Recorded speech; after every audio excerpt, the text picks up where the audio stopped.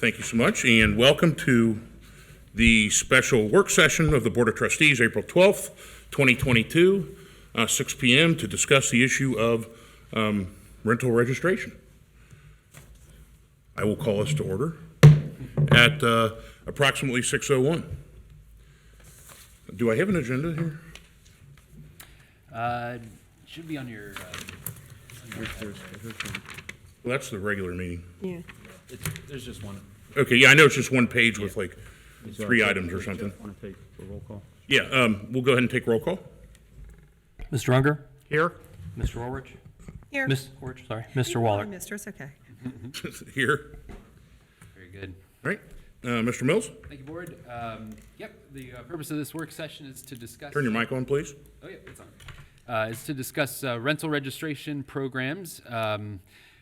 Trustees have raised the idea that a rental registration program could be beneficial for the township, and that was actually included in our 2022 strategic plan. It's an initiative that's being led by our zoning administrator, Mr. Jared Allig. And so the purpose of the conversation tonight is to better understand what the goals of the rental registration program are so that we can craft a proposal for your consideration at a future meeting. So with that, I'd like to introduce our zoning administrator, Mr. Jared Allig, to lead the conversation.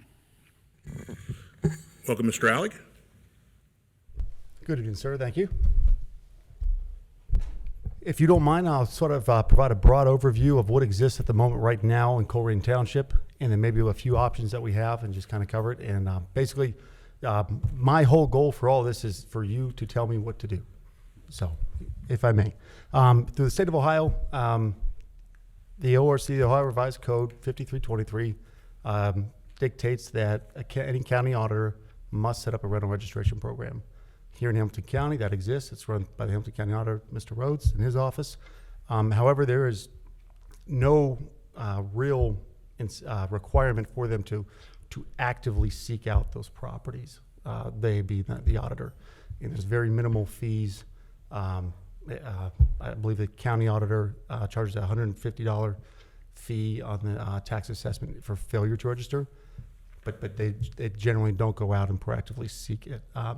At the moment, there's 2,166 rental properties listed as being rentals within Colerain Township. Some unofficial estimates would be 3,400, and then one from a study done in 2018 had a projection as high as 5,800. So there's definitely quite a few out there, and they are can cause quite a few nuisances within the state. Obviously, as we all know, state level, county level, city level, in our case, township level. There are, in our area, many programs at the city level that are much more stringent than what the county has. And pretty much to conclude, it's basically for a rental property here in Colerain Township, while they are supposed to register, there's really no one out there checking to see if they do. And if for some reason it would be found out that they failed to register, then they would be fined $150. So with that, we're really trying to get a sense of what it is that what are the components to a successful rental registration project or program in Colerain Township if we were to set one up? So let me ask a clarifying question first. When you said that 2,166 rental properties in Colerain Township, 3,400 is the unofficial, and 2018 is 5,800 estimated. The 2,166 are the ones that are actually registered? Yes, sir. Okay, so With we the actually have a county. paper trail on those guys. On the rental registration for the county, does it force owners of a rental property to have a local, and by local I mean United States address? Through the Ohio Revised Code 5323, if you are an out-of-state property owner, you must have an in-state agent. So local, if in-state is local to you, sir, yes, it does. Okay, what about out of country, like Egypt or You Jordan? have to have if you were an out-of-state entity of some type, you have to have an in-state agent. And I'm not trying to be just Right, you okay. have to have someone local in-state. Gotcha. At the county level, I don't know the answer if you have to have anyone within the county. I don't believe I tread caution on this one. The Ohio Revised Code does not state that it has to be within the county or the same municipality as the property is. It does state it has to be within the state. if And that does- makes sense. Is that permitted to be a PO box? I don't know the answer to that question, but I can find out for you. Okay, and then what is the cost to that for the county to register? There's no cost to cost, I thought register. so. There's only a cost for failure to, there's a penalty for failure to register, sir. Okay, so the model I'm familiar with, which I did in North College Hill, actually has a per day, and Mr. Solman, no, you weren't there when that happened. You were on the other side of that. I forgot. Not to put you on the spot, but welcome. Is that we had a per day penalty for those that didn't register, instead of a one-time fee. My goal in this is not to be, not to punish businesses, but it statistically, I think I've used this phrase before, I want somebody to call when we have property maintenance issues, and I don't want it to be, I don't want to have to put a country code in first, which I think we have some properties that probably meet that right now. In fact, I know we do. So as far as a fee, I would just want, I guess my view on this, and something that I talked about for 2 years now, is not really making money off of it for the township, but just enough to pay for the process that we get these folks registered, we know who they are, and we know they're compliant, and we know who to hold accountable when there are property maintenance issues. And I know in the kind of the other side of this has been consistently perhaps problems with legal challenges to this.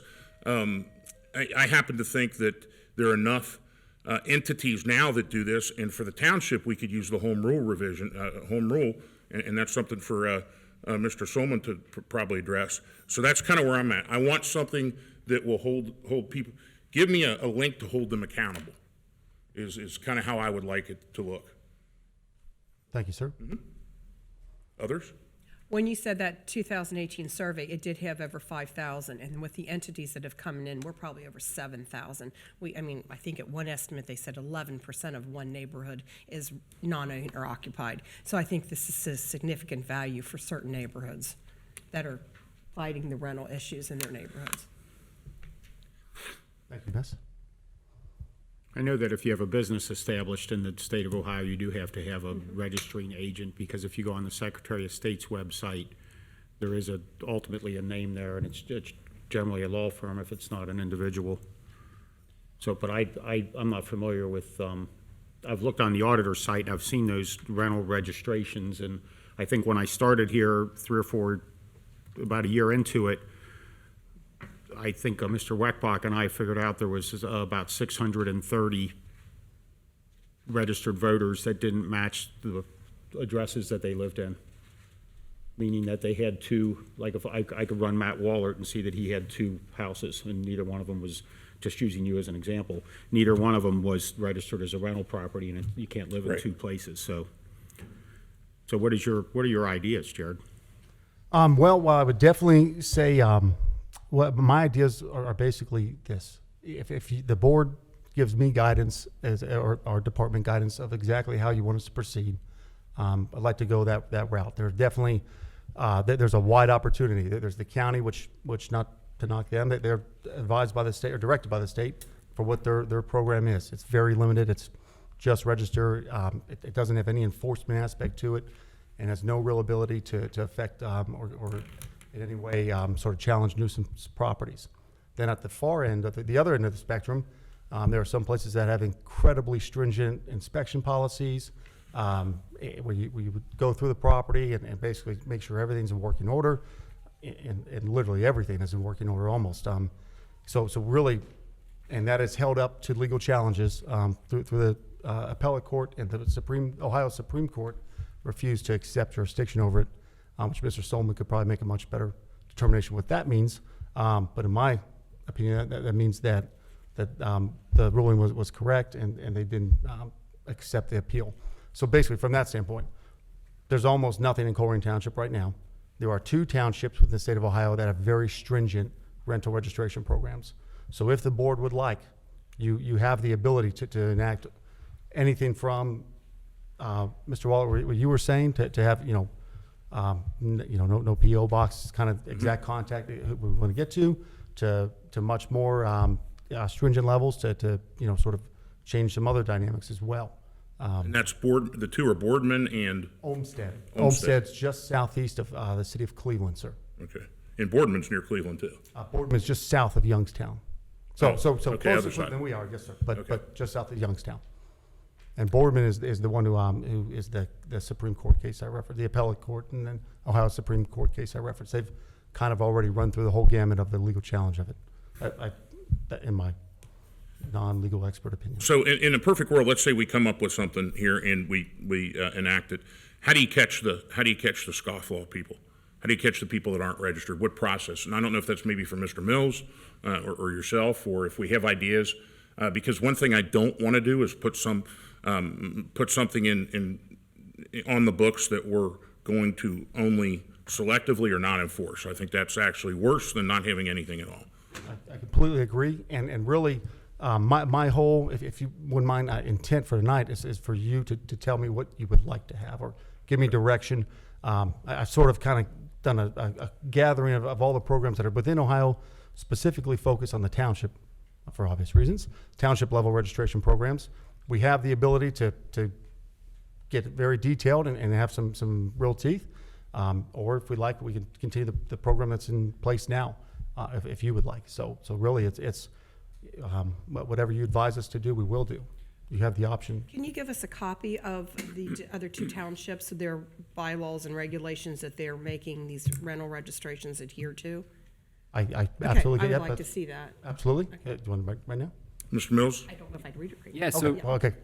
yep, so what I'm hearing is the rental registration, the goal is to have a point of contact for code enforcement. Mm-hmm. Okay, and so another question I would have is, do you want to have any kind of, inspection component, interior or exterior? So it's been my experience that, I'm sorry, go ahead. I know, It's been my experience that requiring an inspection is going to put more workload on the fire department. Or whoever the inspector is. Right, yeah, and I think traditionally it's been fire because, or even if it's inspection department, I think a way that I kind of advocated before that really didn't get started is use this rental registration to get also renter feedback, and there could be kind of like a hub at the township, and you can have, for lack of a better term, gold star landlords, ones that keep their property, so that if I'm someone that wants to come rent something in Colerain Township, I can look at this, the gold stars, and see that this is a 4 gold star or a 3 gold star, and this has no stars, based upon compliance. I don't know how much of that I want to get into, but it seems to be that will raise the boats up, and it's kind of a reward for rental entities to do the right thing and register. Because if you're not on our website, you have a significantly lower audience in order to get people to rent your stuff. So you're saying that you'd like to add like a survey of the rent of the tenants as part of the registration process? I think that's a way to self-enforce. I don't know what the legality is on that and how that works when it maps itself out, but I think it's a way to have an enforcement mechanism without having a bunch of people running around checking on properties. So the program that we put together will not have like an inspection process associated with it. It'll be a point of contact and a survey, a residential survey component. I mean, I'm just one, so. Well, Section 8 already has their inspection contacts and points of, areas that they are concerned about with every house, but then I don't know how often they come out and re-inspect all these houses either.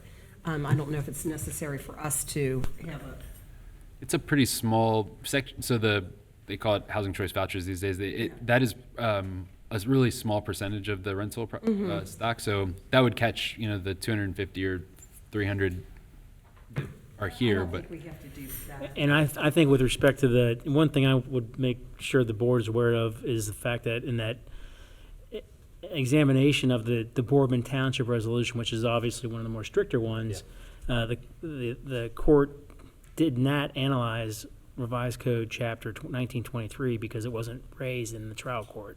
So they didn't analyze, and that's the forcible entry and detainer, which it kind of goes to the inspection component as well. So that's always been where I've been wary of is A Fourth Amendment. Yeah, I think you can rent your house out, but yeah. Yeah, okay. So you asked, what can you do? Can can you talk or have you talked to Boardman and Olmsted and see what they think their rate of compliance is and what kind of problems they've run into? I have not yet, but if the board advises me to, gladly will. Because I'm sure they're not having 100% compliance, but hopefully it's a high number. If they're to go to Matt's comment about, I don't want to implement something that's not going to, have a high level of compliance. I mean, I don't know, that's something we would talk to our law director about, but, I would imagine that the pathway for enforcement would be similar to other violations of code, like, you'd get a notice of violation, you'd have a remedy period where you could cure that violation, and then after that, it would probably go to housing court.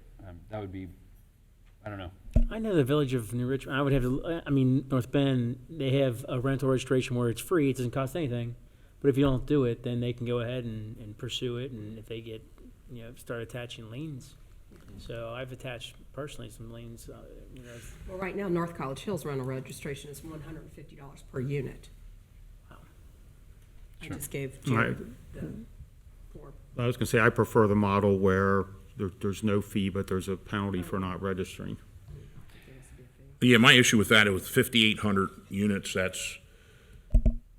we have to at least pay for the people, one or two people that are processing this. Absolutely, you have to have a fee. This would be, if we're processing, thousands of these each year, there's Yeah. gonna Right. be a significant staff. We wouldn't be able to do it with the existing staff. So Well, North College Hill started out with a $10, $15, $30, $50, and now it's up to $150 because of the administration Yeah. of it. Now, I It's think, much smaller township, they're a villager than us, we are. oh, gosh, yes. Yeah, so- And I think that there are ways to, like we did with the commercial property, to kind of, in fact, they do it, right? The commercial property and registration. you could make it for multiple years, right? That way it would Right. minimize, it wouldn't be an annual thing, it could be every 3 years, something to consider as well. And the other thing, I think that, and I don't know where I stand on this, but I think this is an issue, you have landlords that have multiple, as in hundreds of units or thousands. I bet you have at least one or two with at least 1,000 units or 800 or close to it. How does those would be the ones most likely to try to litigate that, I would think. Okay. All right. So it sounds to me like we're going to bring you back to something that focuses on establishing a point of contact, does not include a inspection. Sounds like the dynamic here is probably more leaning towards a fee rather than no fee. And then maybe a penalty too. And we'll have to explore how the enforcement thing works, because I don't know that we all know how that works right now. So Can you? Go ahead. Can you communicate with the county auditor and see if they're interested in upgrading their program to the point where there is a local contact, so that we're not having a duplication of effort? Because from a landlord's point of view, it's like, wow, I got to register with Township, I got to register with the county. So to clarify, the local contact through here at Colerain Township, or say a local contact for the Talk to property owner? Talk to the auditor's office and say, hey, we're thinking about implementing this program. What are your ideas? And their idea is, well, we already have it. And then my reply would be, yes, but I'm looking at a sampling of your data, and I've picked out 3 of them, and they're outdated, and the contact numbers aren't good, and so rather than have a duplication of effort, would it be possible to work with the county auditor and see if there's something they're willing to pay for and do with their own program that would kind of cover us? Just an idea. If we can definitely reach out to them and ask them that. Rather than have a landlord, I don't know if there's more than just the 2 agencies. I know if they operate as a business, they probably do need to register with the Secretary of State also, so that's 3 registrations. If they're a corporation, like a LLC that owns, 5 houses or whatever, so that would be 3 registrations. They would have the county, the township, and the Ohio Secretary of State. I would say that that's worth exploring. From my point of view, I want local control. So I I just yeah. want to match what they're doing. I don't want to have 3 different data sets. I would like to bring them onto what, have them ramp up Yeah. beef up their program rather than have ours minimized towards where they're currently at. So I'll be honest, and not to be disagreeable, I have no interest in bringing the county in on this. I want to do it here. And that's, we just may disagree over that, and maybe there's a third swing part of that, but that's the problem, is that they don't have the capacity to enforce it. And they don't have the capacity to do it, and that's why we're here, I think. But it's certainly, I think, something that we could, I'm not making a decision now, I'm telling you kind of where I lean, and we could look at both options. If I may, real quick, the county auditor currently makes their rental list public information. Yeah. Grab it all through Excel sheet, you can run it pretty quickly, but also on their website, they being the Hamilton County Auditor, clearly state, it is not the responsibility of the Hamilton County Auditor's Office to know the status of or to register complaints against the tenants occupying the properties.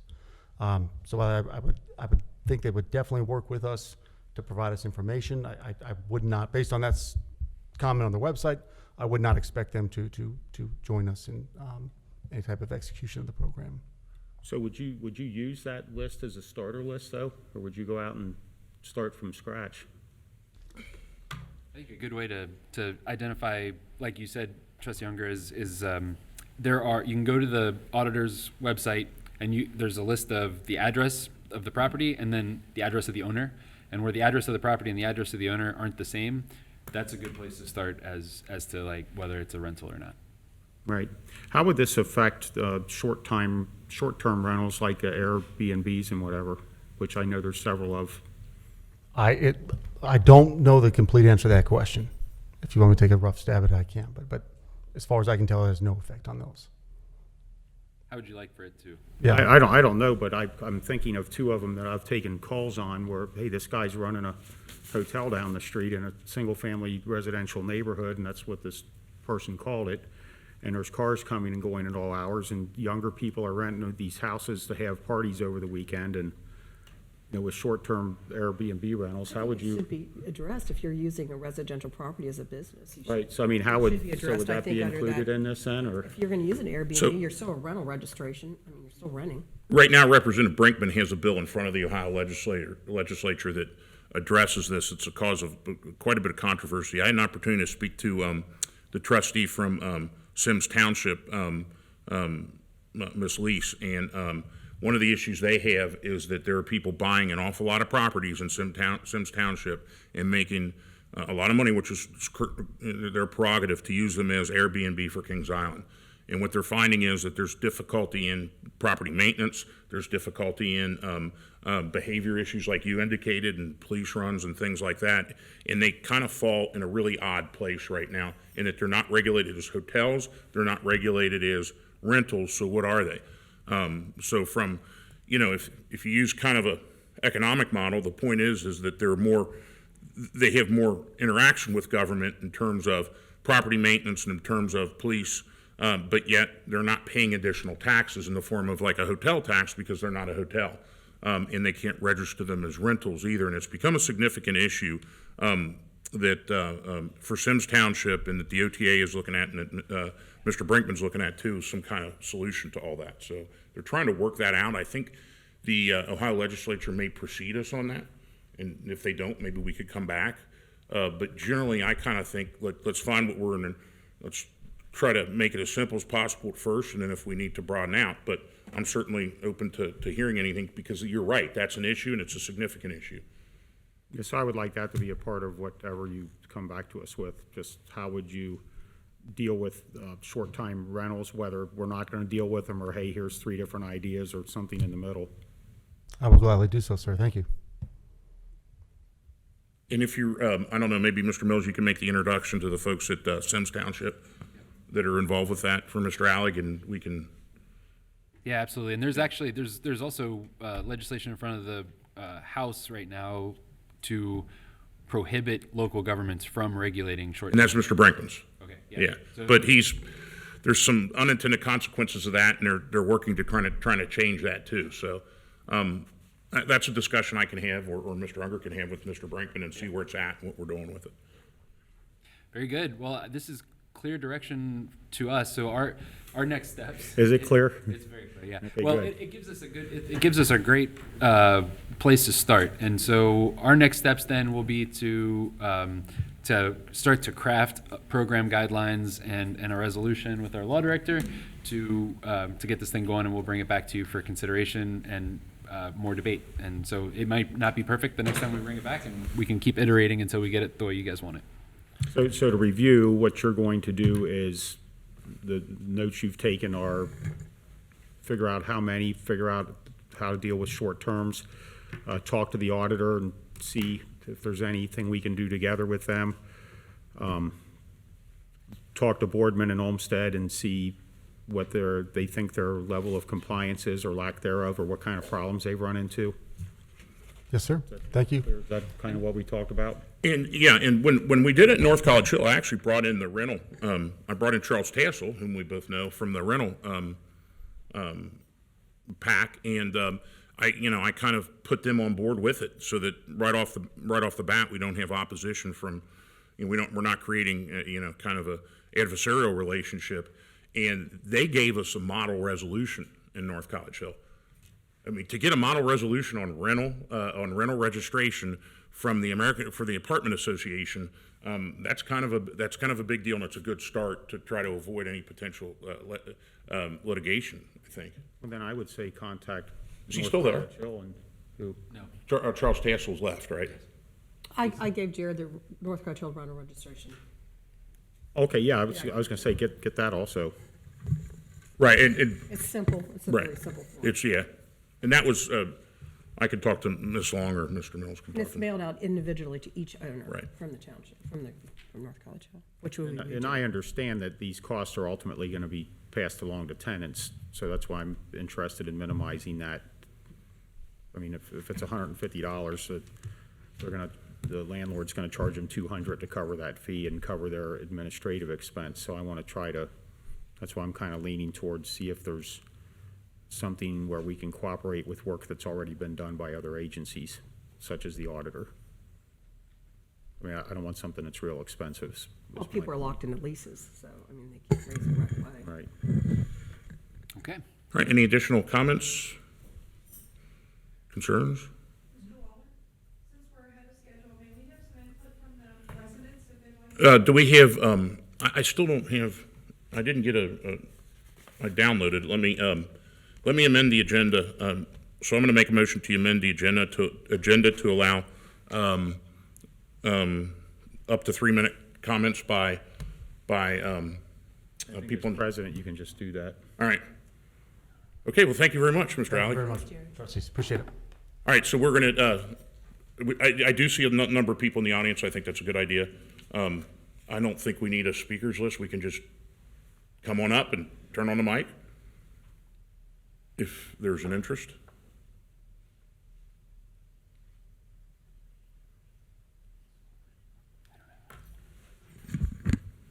Good afternoon.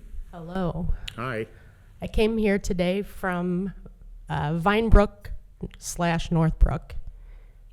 So I think you know where I'm going with this.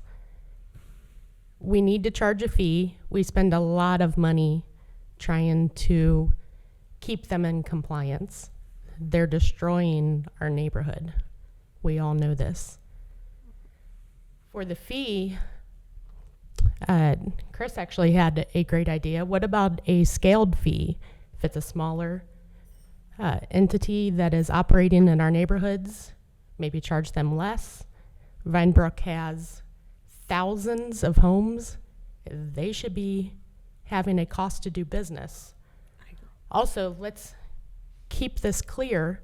It might be residential, but this is a business operating in a residential neighborhood. It needs to be treated like a business. And where I feel sorry for renters, if it gets passed on to them, but Vinebrook has destroyed us. In 10 more years, everyone wants to joke saying that we are Rumpke Township. We are going to be Vinebrook Township. We have got to stop them somehow. And the only thing that they listen to is this, their pocketbook. So we need to be aggressive. We don't need to be passive with this. Try, if we have, little things we can do or big things, let's shoot for the stars. Go home or go big or go home to Vinebrook Homes because that's where we're headed. So thank you. Thank you. With that, there's so many entities actively seeking rental. They are mailing out constantly people to sell their houses. They want to keep sure, I've expanding. gotten them So I myself. think the rental registration, make it hard enough that they're gonna have a big bill. It's maybe not buy so many of our township houses. Go somewhere else. Sorry, I agree with what she says. All right.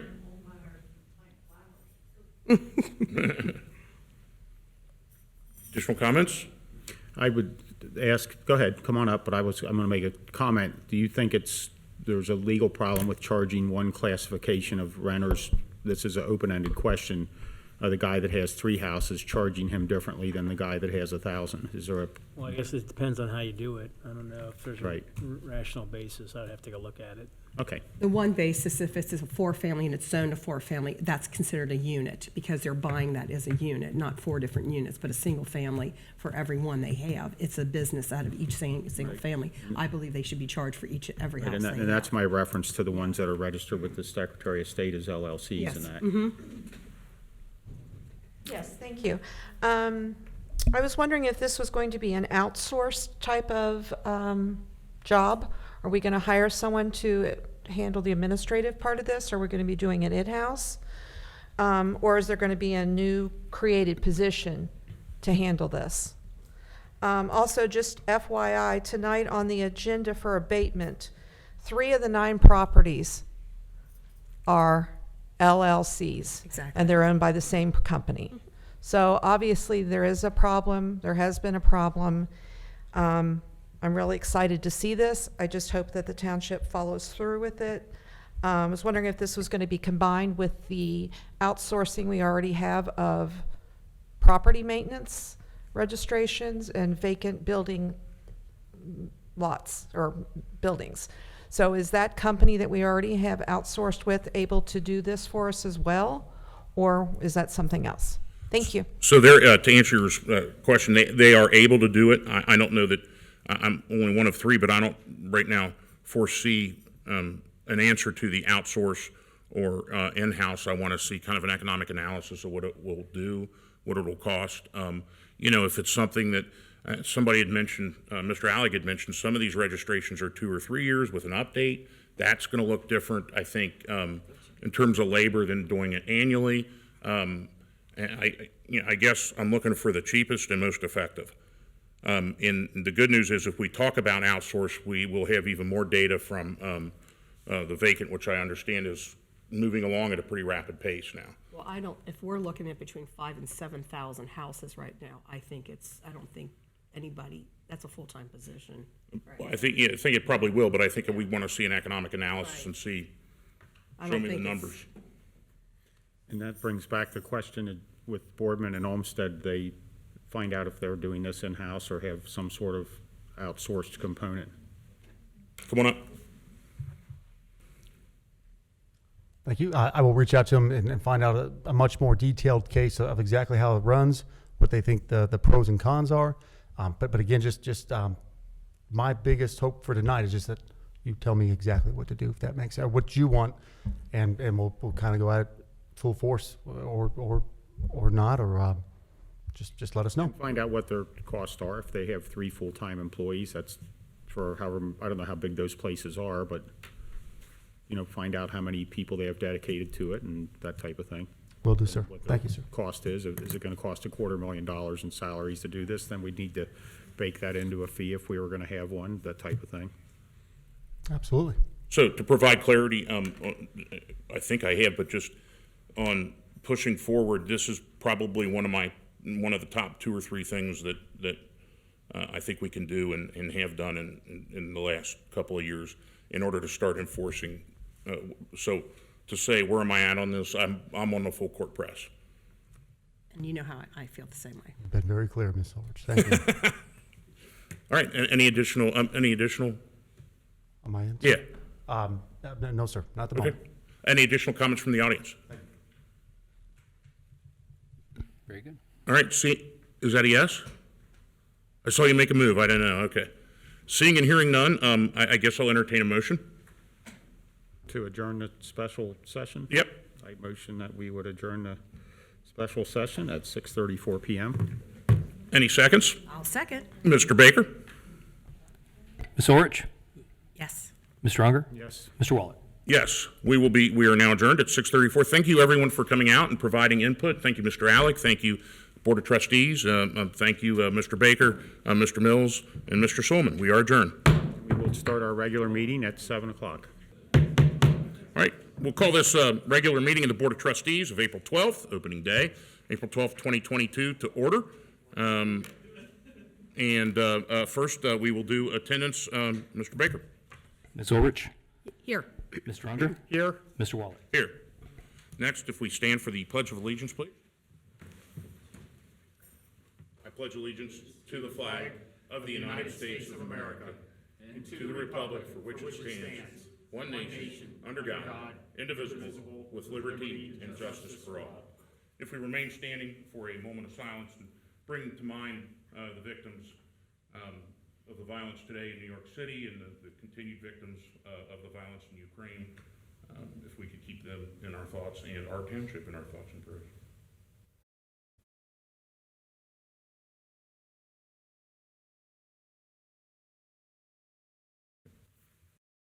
Thank you. All right.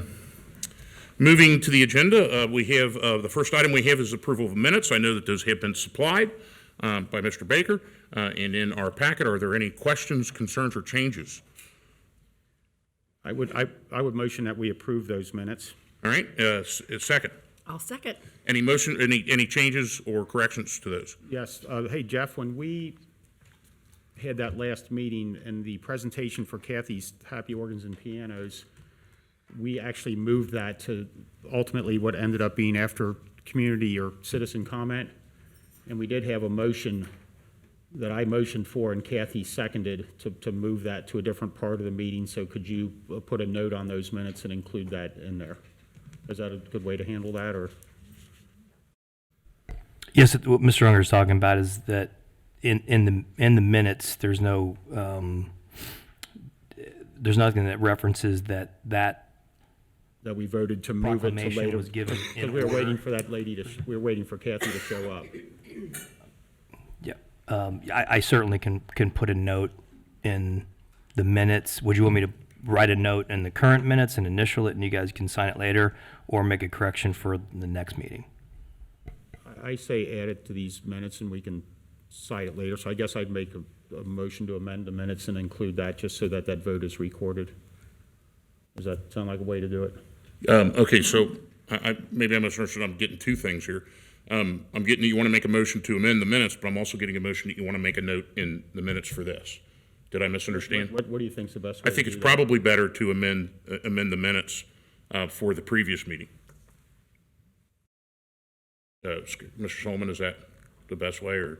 I think that is. I'll motion that we make an amendment to those minutes just to add that vote that we moved that item down the agenda.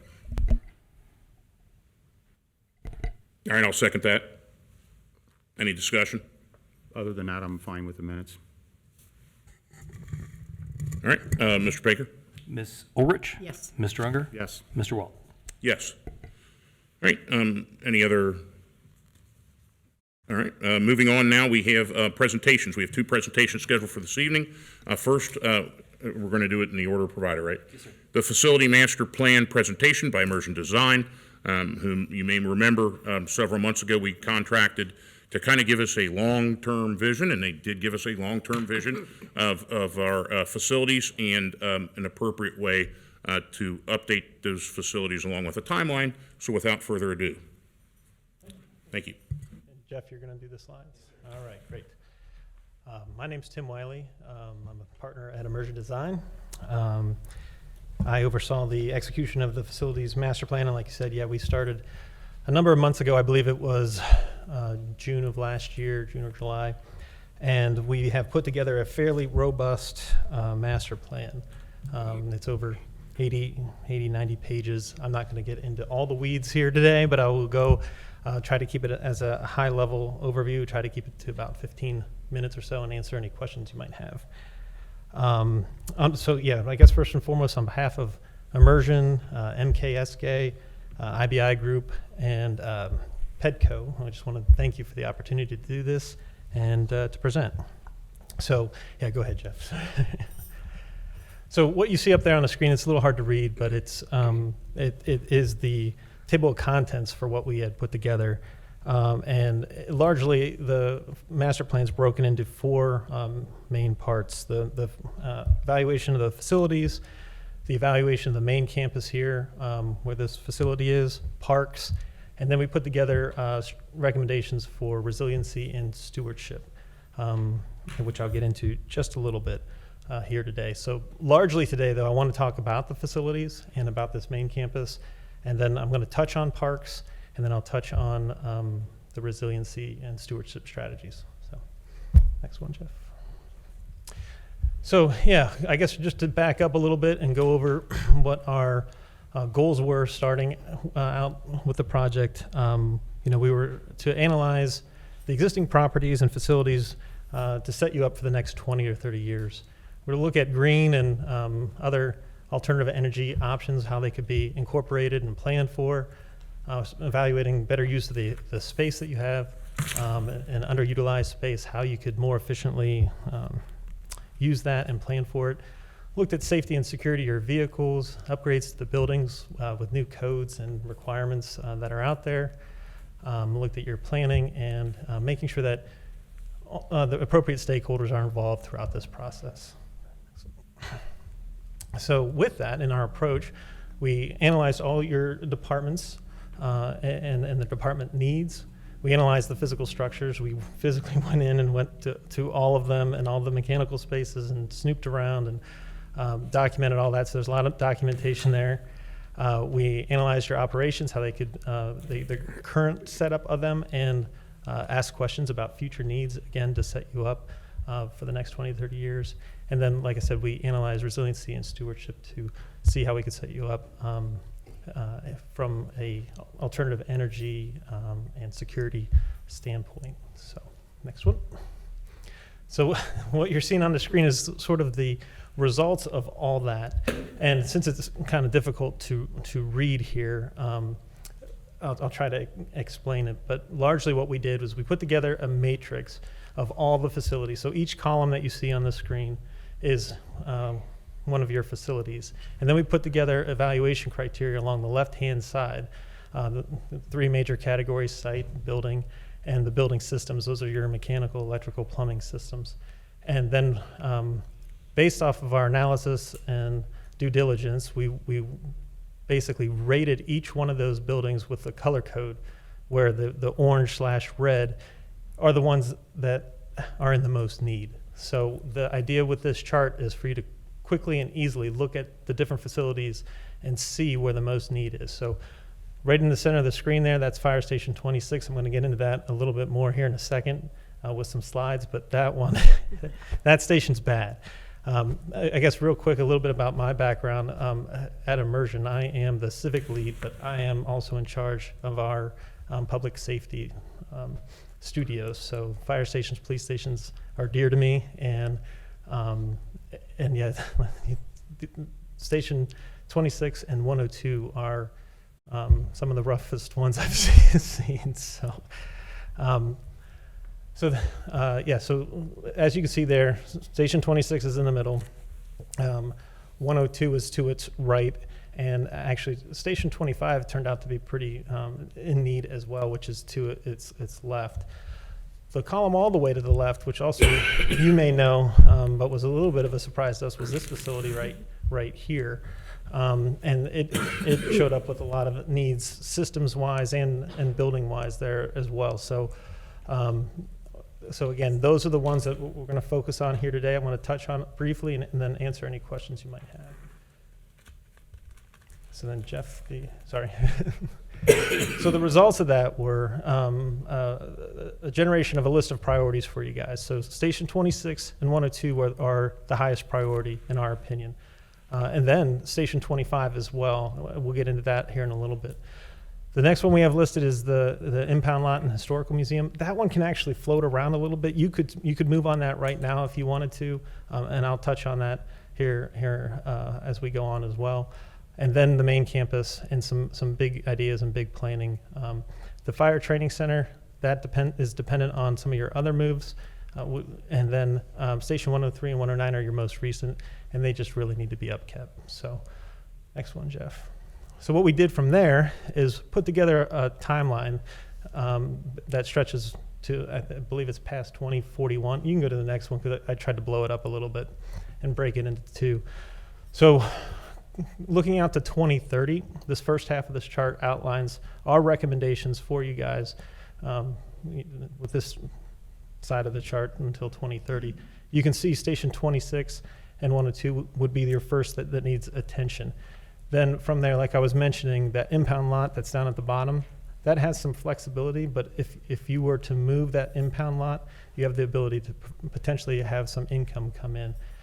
Move that to a place where, well, we looked at it here on this campus, and with the appropriate planning, there's an avenue for revenue generation. Then looking past that, like I mentioned before, Station 25, you'd plan for that roughly in the year 2026, and then going on, you look at this main campus. The way this chart is set up, like I said, the red are the ones that are in need of attention in those years.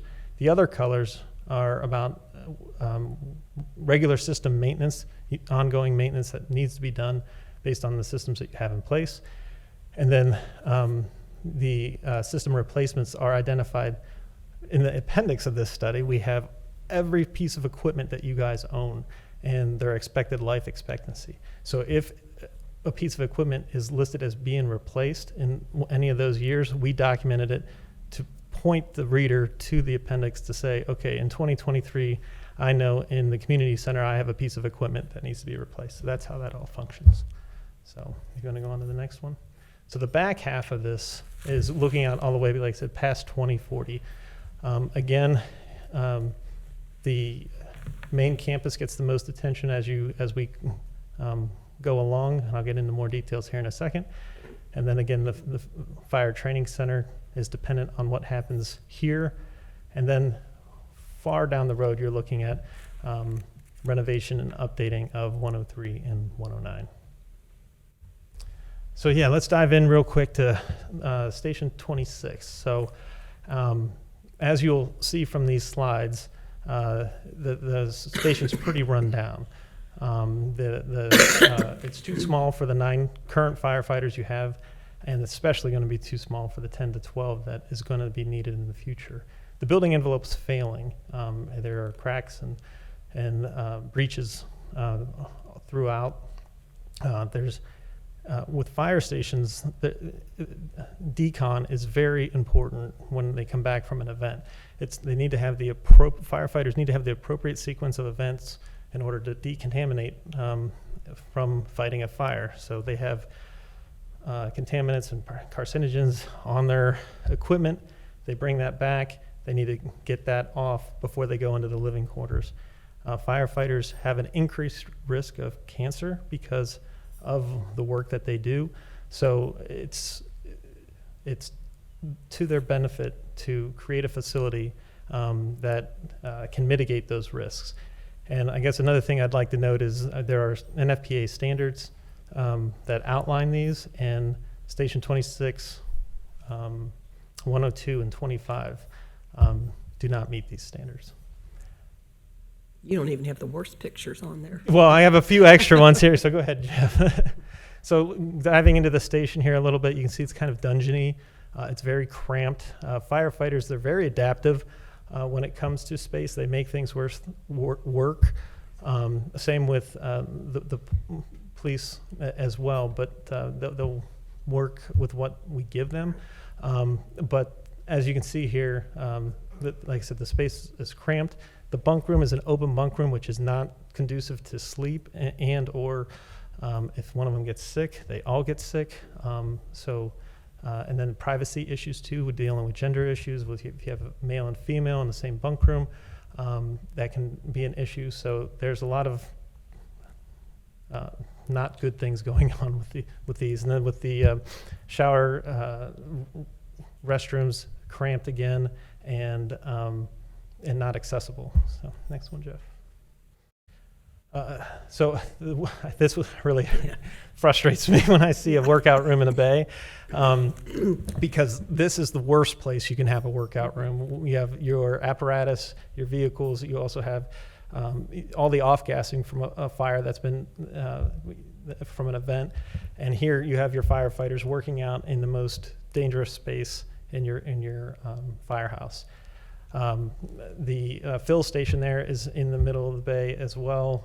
That should have its own room, and the spare gear should not be held in the bay or adjacent to the bay, such that it's open for those same reasons. You don't want the off-gassing to be on their clothes that they're wearing when they're working.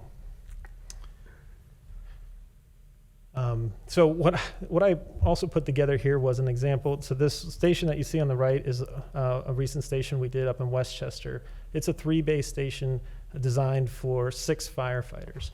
I wanted to show an overlay of the footprint of that building relative to 26 to give you an idea of what could be on that site. Now, Station 26 is slated to have more firefighters than 6, but it gives you a sense of the tightness of that site as it is. Probably you're looking at either doing a second floor or some strategic planning with the footprint in order to have the 4 bays and keep everything to a single floor. So I just wanted to point that out to keep it in mind. But also, I included the picture in the bottom right just to show the natural light and the quality of the space that a newer fire station has. So moving on to Station 22, this one's kind of a quirky station with it has apparatus bay access on 4 bays on one side, 2 bays on the other. It's a corner lot. A lot of the same issues here that are on Station 26. Again, it's even too small for the 4 current firefighters, much less the 5 to 7 in the future. Again, failing envelope, inadequate decon. There's no separation between the hot zone and cold zone. We use that terminology. The hot zone is the apparatus bay where the dirty side of the station, and then the living quarters where you really want to keep everything clean. Again, open bunk room doesn't meet accessibility. Neither of the stations I didn't mention on 26 have an actual locker room.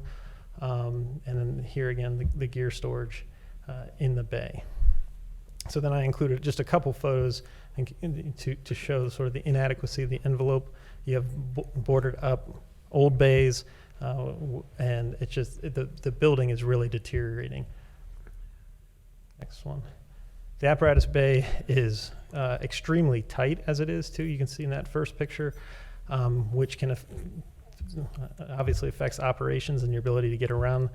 And then one of the other funny pictures I thought was that in the office they have you have a treadmill. So there is there is a small fitness room in this facility, but then with the equipment they have, just like on 26, they had to find places for the equipment in order to be able to work out and train. So again, I wanted to overlay the footprint of the Westchester station to kind of give you a sense of what that might be on this site. In general, we like to plan for an acre of land for 5,000 square feet a station. For Westchester, that's 10,000 square feet on 1 acre. So it can be done. It just requires some, like I said, unique planning and preparation. So then on to 25. Now this station actually, it is a 2-story station. That left side of the facility is 2 stories, but again, it's the drive-through bays are too small for to actually function as a drive-through. Again, inadequate decon, kind of a disjointed, dysfunctional layout as it sits now. Inadequate hot-cold zones, like I mentioned before, same bunk room issues, accessibility issues, no locker room, gear in the bay. So we see a lot of these repeating themes with these stations. So that's why I guess I'm bringing this all up to kind of illustrate why those 3 are pushed towards the front of the recommendation on the master plan. And a couple images, you can see the deteriorating joists there in the apparatus bay. The bay itself is pretty cramped. We can see the vehicles back. There's a lot of equipment, and there's no shop, so everything is just out in the bay over there on the right, and the storage is out there as well. Again, not the best for the firefighters or the station. And similarly, with the open bunk room, you have those issues with gender. The restroom, again, is not accessible, and there's not space to move around, and the day room is cramped and inadequate. So I wanted to show the footprint here. Again, this one is going to be a tight site. Again, just showing what could be here.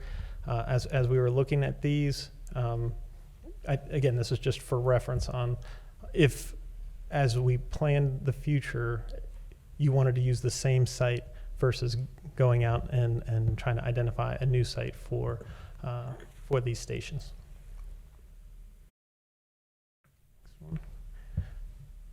Before I get to this, are there any questions on the firehouses? Okay. So then we move to the government center, and I'm not going to go into each facility. I'm just going to touch on this one and then talk about the police. So this facility houses the admin and the police, and currently there's no secure parking here on this facility for the police and their vehicles. And then when I get to the next slide, we'll talk about the square footage.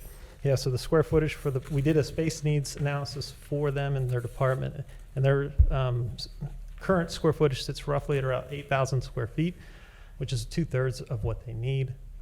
It's inefficient for daily operations. There's lack of secured areas for storage and personnel records. The big thing here too is there's no secure lobby, and there is a secure vestibule, but there's not an area for folks to come in and not feel like they're on display out in the rotunda. So that is a big issue. Then there's a list of other issues there with no evidence bay, no armory, and like I said, no secure parking. But so we went through and did an assessment of, like I said previously, of all the departments, but the police that really, they are being squeezed here. So planning wise, go ahead, Jeff. You can see that their needs were roughly a little over 11,000 square feet for what they need, and currently they're in 8,000. So with that, we wanted to look at several options that could happen here on the main campus site. First option there on the left is if you were to just renovate this current space and do an addition. The gray area you see at the top would be this adding secure parking, fenced-in parking. The image on the right would be if you were to take over the community center and then add secure parking in the rear. And then, go ahead, Jeff. And we looked at another option, which would be a completely new facility on the campus. So again, we did another evaluation matrix here, same sort of strategy. And I wanted to focus more on the first three columns, because what we realize is depending on what the police do will dictate what the other departments have as options. So the first option on the first column on the left is if they were to renovate and do an addition. The middle option is the relocation of the community center. And the third option is the new build. So the best option in terms of the most things that were shown as positive was the new department, new build. But the one big negative that's shown up there is the cost, and the cost for new construction. So as we evaluated that, we actually focused more on the second option with moving the police to the community center. And you can see there that it didn't have any not adequate evaluations in terms of site building and the different evaluation criteria. So again, there's more details in the report, but from there, we also looked at what could happen then with the admin and fire department if the police were to move. And so we went through those different strategies, and I think I'm going to skip ahead to the recommendation. So then with that, ultimately what we feel is in the best interest for the township and the community is for the police to move to a building that to the community center, that where you have the structure and the bones of a facility that could be reused and developed into a public safety facility. So what we're recommending here is actually to also move the fire department over into that facility. It currently meets their needs now and has the ability to be expanded on. Those are what the other rectangles are to the left and to the top for future planning purposes. But what this does, it brings all your public safety departments and functions into one facility. And you don't have folks coming into this facility or the maintenance facility looking, not really knowing where to go. So it makes it very efficient for the township and the community.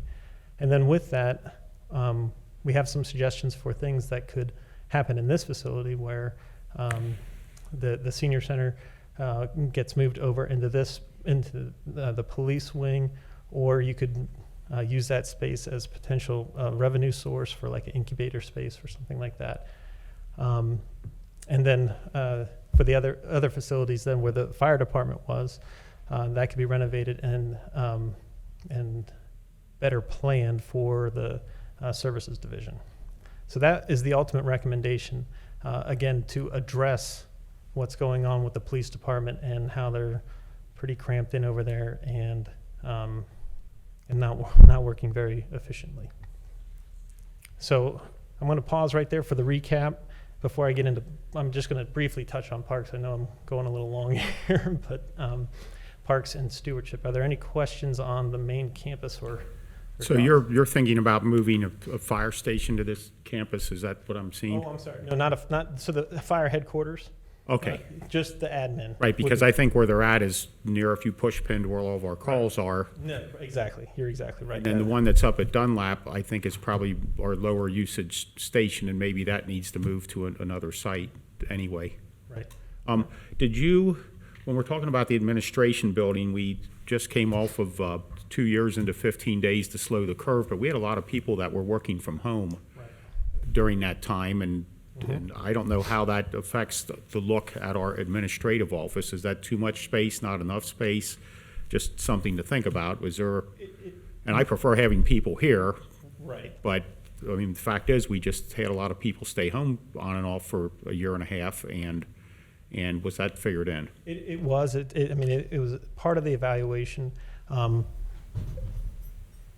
What we found in terms of our clients in office space and office planning, though, is that we wanted to plan for a future where we are back. And additionally, though, being flexible enough to allow folks to work from home a day or two. What we found, though, is that even if with that work from home ability, they still want to have a home base at work where there are opportunities for efficiency. The idea of hoteling, which is where you basically have a desk, you come in, that's your desk for the day, and you can go home or you stop using it. That idea isn't one that is catching on, or isn't one that is at least truly effective, because, like I said, workers tend to like to have their home space, the space that's theirs, that they know where everything's at, even if they're working from home. So it is discussed, or it was discussed, but it is, from a planning standpoint, I don't think it's to the township's advantage to necessarily take square footage out or cut those needs. Just wondering if that was considered, that's all. It's a good question. Any other questions on the timeline or recommendations for the facilities? Go ahead, Jeff. I think the next is parks.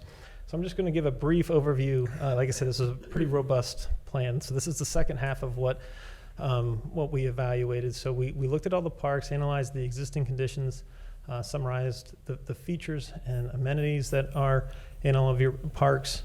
We put out a community survey and got 157 responses that we've incorporated into the analysis.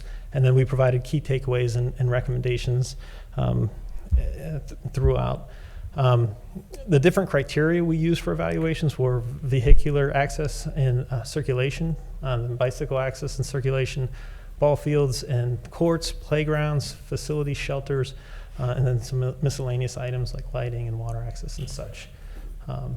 Next one. So again, another matrix, but again, this is this is actually just one matrix of 3 that are provided in the study, but it does capture, this image probably captures the most in terms of needs for all the parks. So Wirt Park was one that stood out, as well as Grosbeck and Charles Palm. So next slide. So again, another chart, but we've outlined a 0 to 2 year plan, a 3 to 5 year plan, and a 5 to 10 year plan with recommendations for each one of these parks that can be implemented. And if you go to the next slide, in the study, you'll see diagrams like this listing out what we heard from the community and what, with percentages of different amenities that they'd like to see, and then our recommendations with different graphics showing where these amenities could be placed throughout. So we did that for each one of the parks. It's in the report, and I will probably leave it at that for those. So I have a little bit here on resiliency and stewardship that I can get into, or if you want to call it, we can call it, because there's been quite a bit. So any questions or thoughts? I did read through it, and I did have I was able to screenshot a couple pages of the senior center and send it to a person who lives in the township who was complaining about, she wants us to add on a room to the senior center. And I guess Jeff followed up with her, hopefully.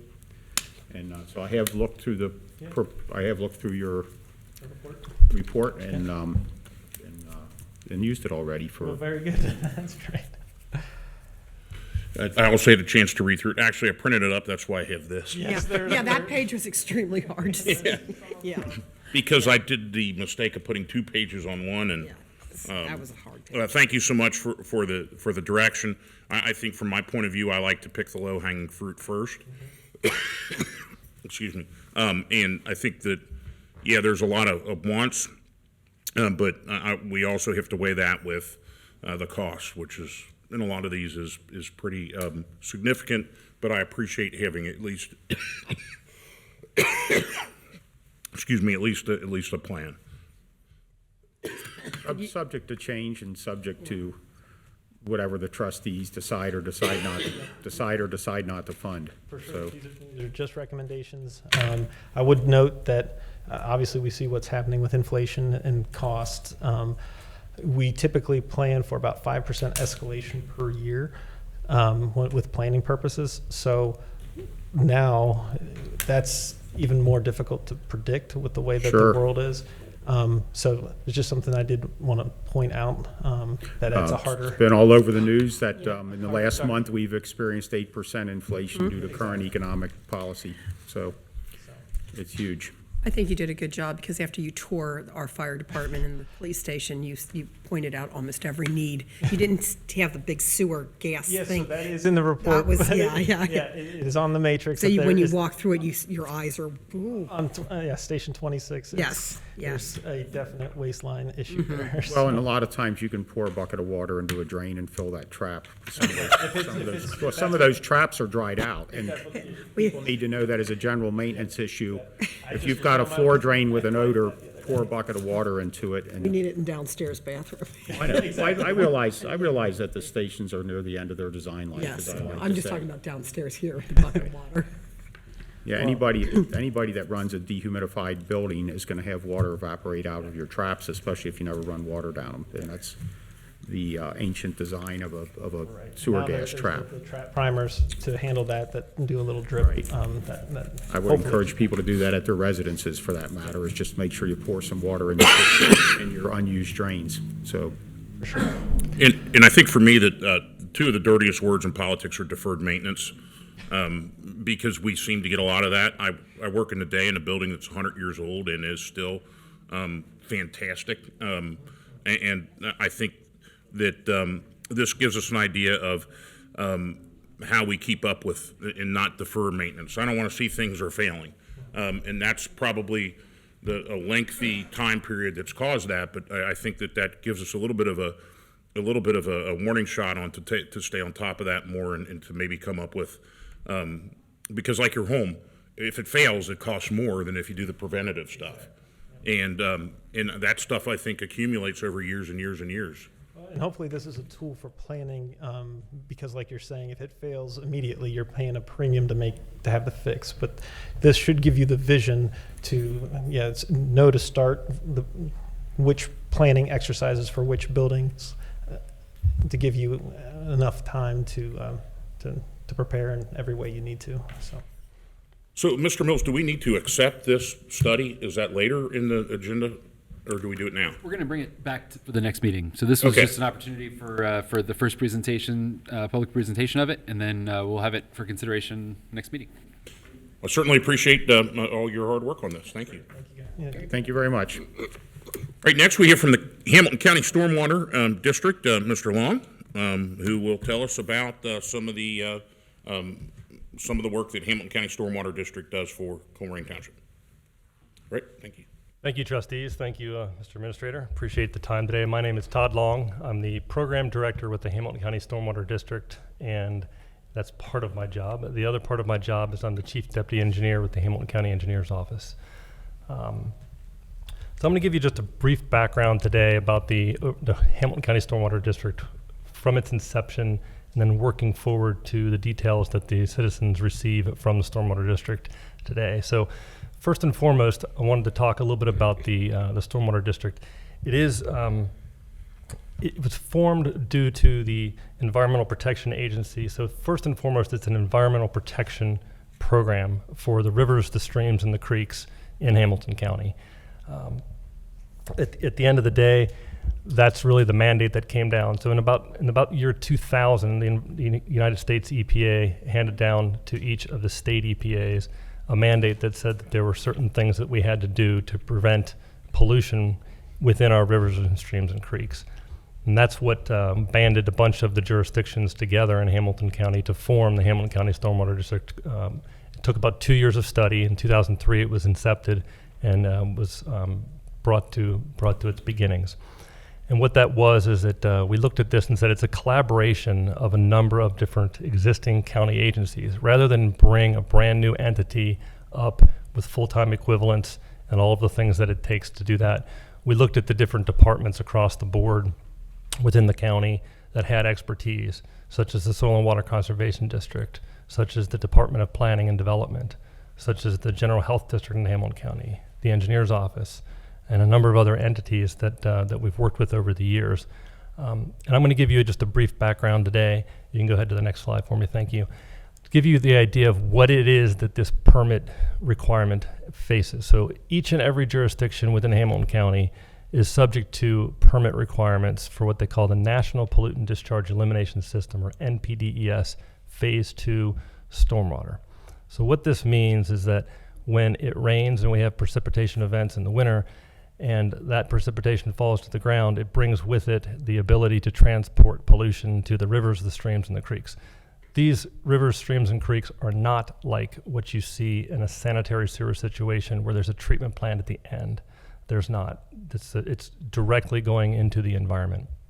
So the EPA outlined a number of different parameters. They call them the 6 minimum control measures. And you can see them on this pie chart. And I'll go through some brief details about what each of these are, but these are the collective services that different organizations, different partner agencies, and the townships themselves play a part in. The first 2 of them deal with public education and outreach and public involvement. So we are mandated under the permit to include the public in the work that we do in the stormwater district. There's another one that's, I call it the thou shall not pollute parameters, and it's called the Illicit Discharge Detection and Elimination, or you'll see it referred to as IDDE. There's a lot of acronyms when you work with the Environmental Protection Agency and state regulators. They really like them, but I'll try to go ahead and pronounce each one of those for you tonight. So there's the thou shall not pollute rules, minimum control measure 3. And then there are two other parameters, 4 and 5 minimum control measures that deal with construction activities. Both the activities before construction begins, when they're starting to denude the earth of its vegetation and soil, and then after construction has occurred to deal with certain what they call best management practices that are placed onto the developments to allow for this stormwater runoff to then be properly treated before it's discharged to the environment. And then the final one is a good housekeeping, pollution, and prevention. And that's a pretty good segue to what you all were talking about in our previous presentation just before me. These are the measures that we use within our own facilities that house materials such as salt and stockpiles and different chemicals and things that we use in our daily operations as municipal organizations that we need to keep out of the weather. Next slide, please. So you might be asking yourself, Todd, this is great. What does this mean? How is it that this is monetized in such a way that, how do we receive revenue to do the work that we do at the Stormwater District? And the simple answer is it comes from the residents of our townships and our municipalities and the citizens of the county. And the way that this is put together is, I mentioned that the pollution parameters that we have are based on the amount of runoff. So there's a model. I'm not going to go into it in great detail tonight, but I'll be happy to answer questions if there are some about the model of the funding strategy. But it deals with something we call impervious surface. And that is the hard surface area on properties that don't allow precipitation to infiltrate directly into the soil. And what that does is it creates a surrogacy for the measurement of pollution parameters. So how much water surface sheds from a hard surface area is a way that is legally defensible and been held to be able to be a surrogacy for pollution parameter. Now, I show this pyramid model to show that there's a number of different services that the Stormwater District provides its residents. In the 12 townships in Hamilton County, you receive every single one of these services. In a municipal situation where they have home rule authority in the state of Ohio, they have the ability to either perform these functions for themselves or ask the district to do it for them. So there's a specific, what I like to refer to as an a la carte menu for these types of things. So the totality of the fees that are charged for all services for the Stormwater District are $8.13 per what we call a single family unit. I can get into the details about that, but basically think of it as a normal average residence with a normal average driveway and house and that sort of a size footprint. And that's $8.13 per single family unit per year. I want you to remember that, per year. We're talking about $8 a year for the services that are provided in each of these particular areas. Go to the next slide if you won't mind. A number of things that we provide in public education and outreach. As you might expect, we've seen a number of changes in this arena since the inception of the district in 2003, where we've moved quite a bit toward streaming content, websites, moved a little bit more away from newsletter publications and publications of general circulation in newspapers and those sort of things.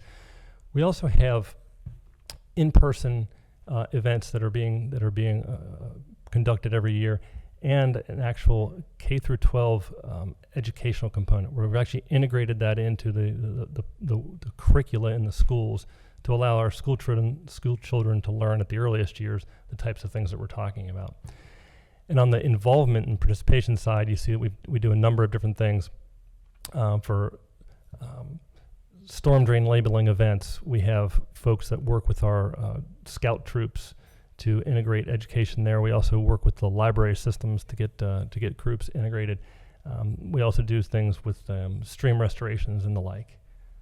Next slide, please. The illicit discharge detection and elimination portion of our program is It's a series of things. We have mapping that was required. So we have to understand what it is as municipal separate storm sewer systems, or MS4s, that we own and operate. What are our storm sewer systems? Where do we have pipes in the grounds? Where do we have inlets? Where do they go? And how does that get maintained? So first and foremost, we have to map these. We also have the facilities that I spoke of earlier. Each of your facilities that you use for public service has infrastructure on it that deal with this as well. There's a number of things that we deal with, in certain cases, home sewage treatment systems that are a part of the features where we don't have sanitary sewers classically. And then we also have specific things that are pollution parameters that end up in these rivers and streams and creeks that we have to do surveillance for. We have requirements to go understand where the sources of these are, find the source, identify it, and then use rules and regulations crafted by the district to make those changes that are associated with the need to make corrective action. So it enables the township and the county to do that in certain cases. And then, of course, there's the typical spill response and cleanup and those sorts of things. We've got a number of different partner agencies working in each of these folds. Next slide. These are the construction site runoff control parameters, both pre and post construction. The Soil and Water Conservation District does the lion's share of the work for our sediment and erosion control practices, where we're doing plan review. We do site inspection for different construction activities. These can be sites from individual home lots to subdivisions to commercial to any type of development that occurs within the township and within the county that has a 1 acre or larger land disturbance. It triggers these rules and regulations. So there's a fair amount of work that goes into making sure that there is compliance with these rules and regulations. And then, as I mentioned, you'll see in the bottom of the pictures there's a number of things that have to be built after the fact, a number of types of practices, they call them best management practices, where those plans have to be reviewed for compliance to ensure that they'll meet water quality standards. They have to be inspected to be made sure that they are built correctly. And then ultimately, one of the bigger key factors is the long-term operation and maintenance of those. And there's a contract that it gets put in place, and it follows the chain of title of the property, so that is something that moving forward, future owners, as property changes hands, have a readily identified plan that they are subject to. So there's a number of different pieces that are involved in those two. And then the next slide, we'll talk a little bit about the minimum control measure 6, the good housekeeping, pollution prevention. And as I mentioned, there's a number of things that we do. We kind of have to practice what we preach. We're telling folks, businesses in our communities, our individual citizens, that we can't provide, we have to clean up after ourselves with pollution parameters. So we have to do the same things. We have walkthroughs that we do with your folks in each of the facilities each year with the Hamilton County Health District's help. And we go through specific plans, checklists, and guidelines that show the different parameters that are there. That give you guidelines. It's called a facility walkthrough. We put those plans together on an annual basis. And there's a whole host of things that go into that aspect of it. Go to the following slide, please. There's one last item that I want to talk about under base services, then I'll let you guys get a word in edgewise here. You've been pretty quiet, so I appreciate that.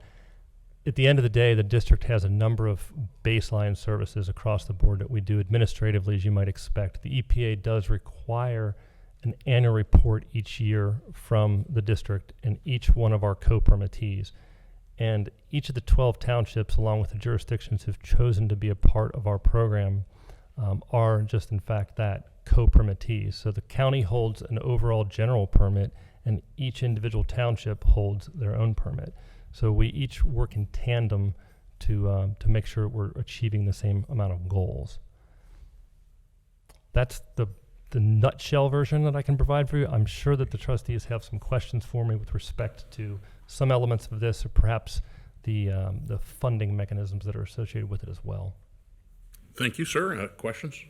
Todd, aside from specific site issues, I've known you a long time, and anytime I've called you, you've helped resolve issues and answer questions for residents. But I appreciate the review of what you're doing. I'm pretty familiar with a lot of it, and your agency's been marvelous to work with. So thank you.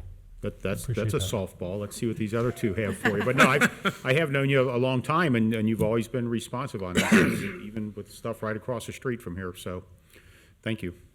So my first comment is, can we get a copy of that PowerPoint? Okay, all right, Yes, you may. okay. That's actually my only comment right now, so that was easy too, but I appreciate you putting that together on a pretty complicated and kind of diverse organization and responsibilities. I only get to see the bad end when people's septic tanks fail. So I think you do marvelous work here. Thank you. Thank you very much. Thank you. And your contact information is included on that. I think some of these items might have to percolate a little bit before we get some questions, and we can Yeah. reach out and contact you. So thank you so much. You're very welcome. Thank you. Thank you, Todd. All right, next we'll enter the citizens' address section, and I have two. Are there any other individuals that have submitted a request for citizen address? All right, first on my list, Ms. Wright.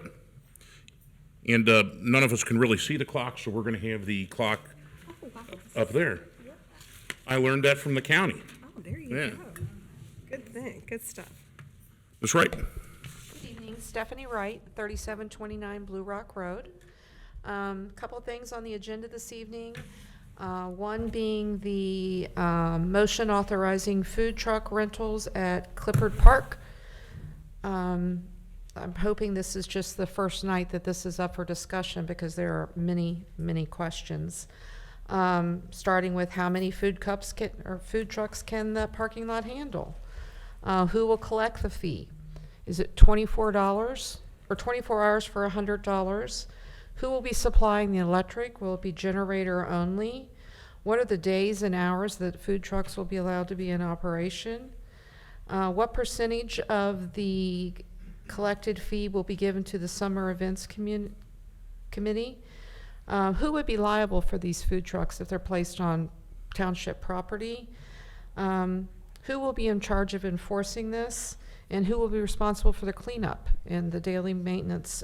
I think our parks employees are taxed pretty much as it is.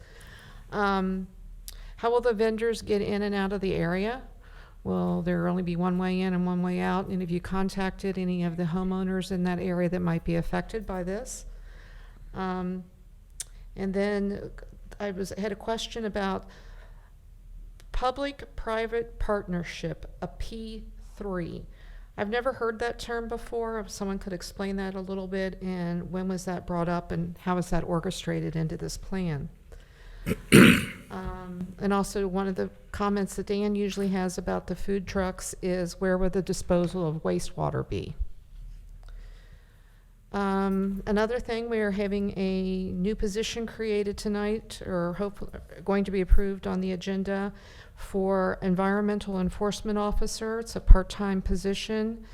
It doesn't say how many hours that is a week. It does have the salary from $20 to $25 an hour. I was wondering if you had to be a police officer to have that job, because it does mention stun guns and arresting people in handcuffs. So I was wondering what the qualifications were as far as that. Does that part-time job, it says non-exempt. I was just wondering if that included insurance coverage, and what vehicle would that be under? Would that be a police car, or would that be a code enforcement car that would be used? Also, there's no date on the job posting. Another thing I have is about the tow trucks contract that we're signing. It was tabled back in February 8th of 2022, and tonight it's brought forward again, and I urge each of the trustees to take a look at that. It has changed dramatically from the contract that was presented to you in February to the one that you will be approving this evening.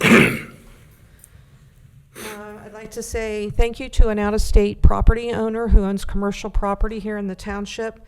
He was good to his word. I called him. I spoke with him. I sent him pictures of his property. He had no idea that what was happening there, and he stepped forward and made it right.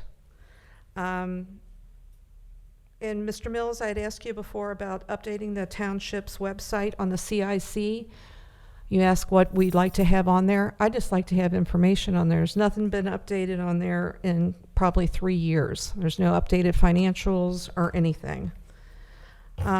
Speaking of financials, there's no financial statements posted to the township's website since January of 2022. I was wondering what the delay was in that. Also, I had pointed out some things to Mr. Miller about missed abated properties that were cut by the township, abated, but didn't make it to the auditor site. I was wondering what the process is for that to be rendered. How is that going to be handled? Or does the township just eat it? Is that something that's covered on our insurance since the fault was ours? I'm wondering whether Mr. Weckbach will stay in the position at the public services position over as opposed to the assistant township administrator. I think he's doing a fabulous job over there, and I was wondering if that idea has popped up anywhere in discussions. Also like to thank Chief Walls for using the marquees at all of the fire stations to advertise tonight's trustee meeting. I really appreciate that. Few things here in housekeeping. These 6 same lights have been out since January. I wonder if we could get those bulbs replaced. And on the end note, I'd like to say that Stephanie Wright and Kathy Moore. So that's your time. If the way the rules are written, if somebody wants to motion to give an additional.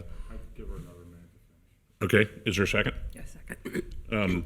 Okay, then we'll give 1 more minute. Okay, thank you. Just like to say that Stephanie Wright and Kathy Moore have successfully sued the township and won, and that I look forward to serving on boards and commissions since there's no longer a issue with Mr. Mills has stated that I wouldn't be a good fit due to that I was suing the township. I think I'd be a great fit because I won. Thank you.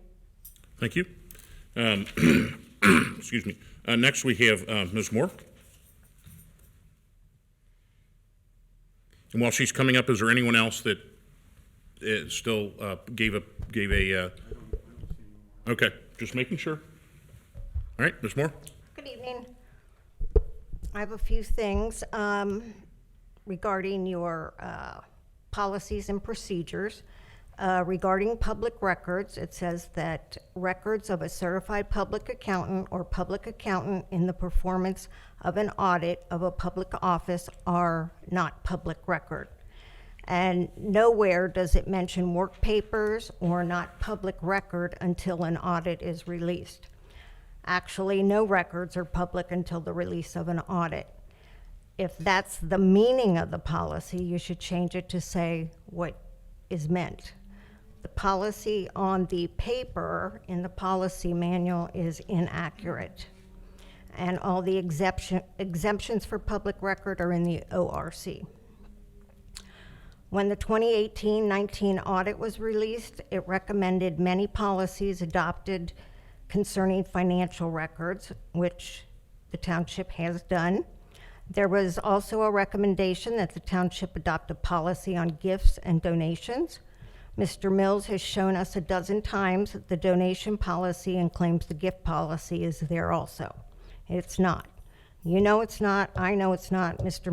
Mills knows it's not. I don't understand what the reluctance is to adopt a policy on buying gifts.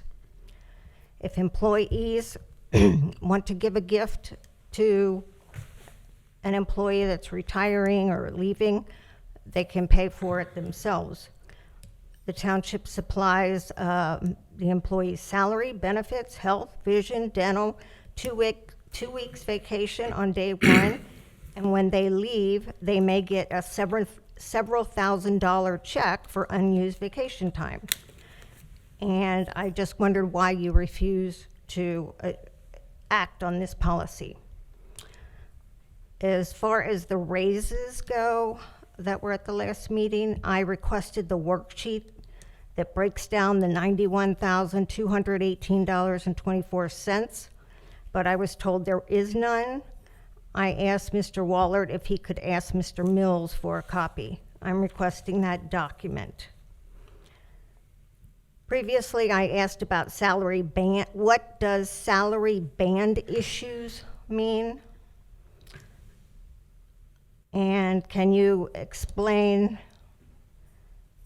what trustee decision means on the list of pay increases? Two of them say trustee decision, and no other merit raise increase says trustee decision. Did the trustees make a decision somewhere besides a public meeting? When the board allows the administrator a pile of money for pay increases, the board is allowing Mr. Mills to pick his own salary. I know the board likes to give your responsibilities to Mr. Mills so you have less work to do, but it is your responsibility to give him a raise or to set his pay, not himself. And also, salary positions should be approved by salary, not hourly.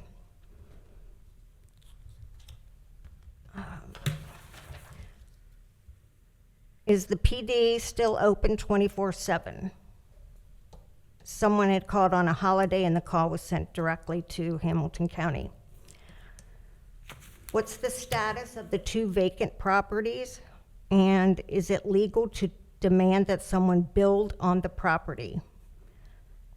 We do have a vacant side yard lot program. At the December 14th, 21 meeting, when adopting the org chart and job description, the board questioned Mr. Mills about the communications specialist. Both Mr. Wallert and Mr. Unger asked that more discussion take place before this hiring. Mr. Mills said the org chart gave him permission to post the job and interview and make a conditional offer. Again, the trustees said they wanted more discussion. There was no discussion, and Mr. Mills hired a communications specialist. Does the board not understand the process? I feel the board should not approve an org chart. You should approve by position. And the administrator should have permission to post that position. It's more transparent and would let residents in attendance and watching on Waycross know what is happening. All right, that's time. Do you need additional? Yep, that's good. And I would like to give you some information. A couple of things that I talked about, so you know what I'm talking about. Thank you. As we go to administrative reports, we'll handle these questions between Mr. Mills and I, and then we can others can add in their report. I'm going to start with Ms. Moore's because that's the earliest and that's the latest we did. The CPA audit, Mr. Mills. I think we've talked about this. That maybe you can talk about that again and what the reasoning is behind that. Sure. The work product from an audit that is going on, that's in process, is not a public record. And that's not something that's not a rule that we made, that's a rule that the state of Ohio made. So that is still the answer to that question. So when it talks about the 1819 policies concerning public records, and that's our position, that's your position on that? Is the state of Ohio. State of Ohio. For donation and gifts, Mrs. Moore brought this up last time, and I said this has kind of been ongoing, and I would give it some thought, and I do have some things to talk about donation and gifts when at the end of your report there.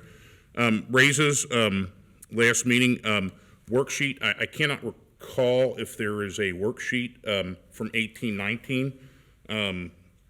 I know that, and there's some misunderstanding in this, Mr. Mills does not give his own raise, and when it says trustee voted on, it was voted on by trustees.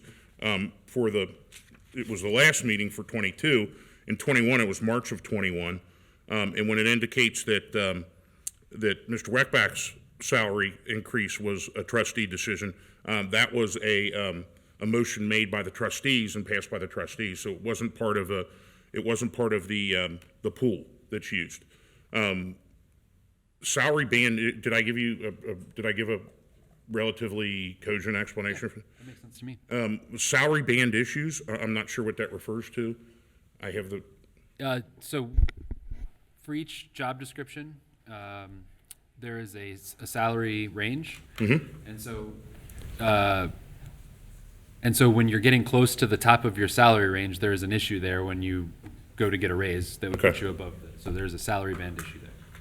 all right, and then the new salary band is then determined by the trustees, based upon advice and recommendation from the administrator. So PD open 24/7, call sent to Hamilton County.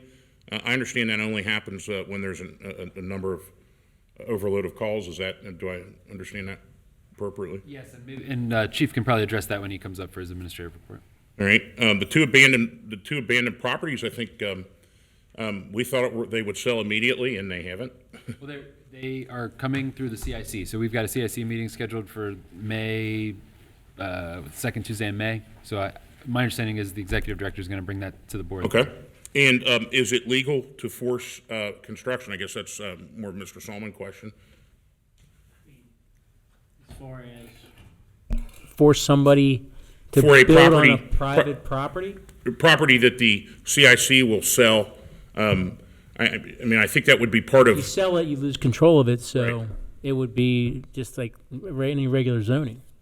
Unless, but in the sales agreement, it could be you agree, it's like the dollar houses that HUD used to do. You agree to do a certain amount of work, or you agree to build a home within a prescribed period of time.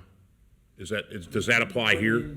yeah, I guess if through the CIC, they can make any kind of, I guess, a development agreement. Yeah, the question is more, is that legal? I mean, I don't know. To contract for a piece of property to, Yeah. for something to happen. Yeah, I would, I mean, I'd Okay. have to look at the agreement, but yeah. Okay, it depends on, I think, how the agreement's worded.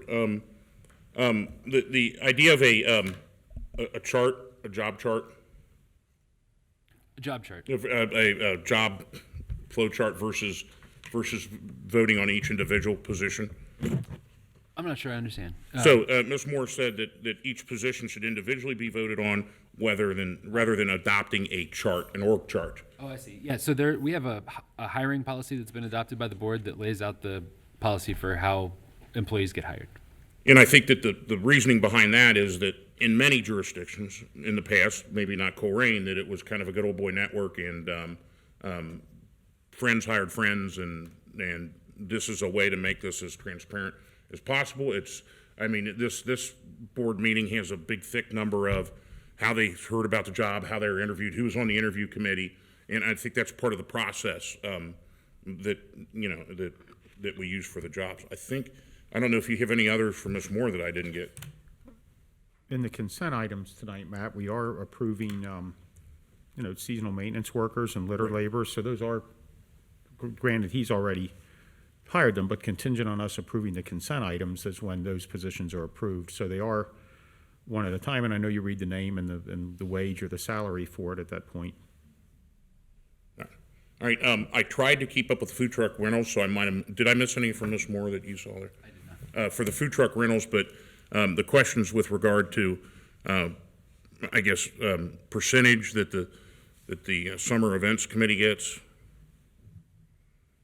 I think that all of those would be a good time to discuss those would be when it comes up for the item. Okay, Yeah. all right. The new position of environmental enforcement officer, the hours per week aren't indicated. I understood that to be open but part-time. Chief will take care of that. Okay, and I'm sure he'll take care of the insurance coverage, if they need to be police or code enforcement and that kind of stuff. The date on the job posting is pending, I think, trustee approval, right? Okay. Some may feel that if the date is already listed, there's already a decision that has been made, when in fact there's not. Tow trucks, I think that was just mainly a statement. Out-of-state property owner, mainly a statement. The CIC website. We can take a look at that and Okay. update it. The last financials for January 2022 22. I understand that this is a little bit time. There's a little bit of a time delay on some of these things because we're waiting for certain things to clear sometimes. I don't know if that's a specific case now. Yeah, I mean, so that is an accurate, so I think February got closed to, actually, February's up right now. So Okay. And it's April 14th, so.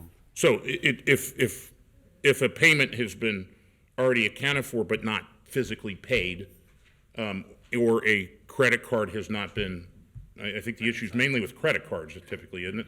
There's a bank reconciliation process Yeah. that has to occur at the end of every month, and you know, just as a point of pride, I think that we close our months and make them available faster than anybody I've ever seen. So I would challenge anybody to find another township in Hamilton County that has February 2022's bank reconciliation posted publicly. In the missed abated properties, I guess the contention is that the township missed some abated properties and they fell off, or is it the auditor's website work? That's not clear. I'll be working with Chris to, Ms. Wright provided to me a list, so I'll be working with Chris to understand what. And I actually called the auditor's office myself on that and found out that those need to be there by September 30th to get on next year's taxes. And if it misses September 30th, then it would just go on the following year, which is a long time to be waiting That's for right. money. But I think Jeff's in the middle of conversations on that right now, so. That's right. Mr. Weckback with Public Services position. We have talked,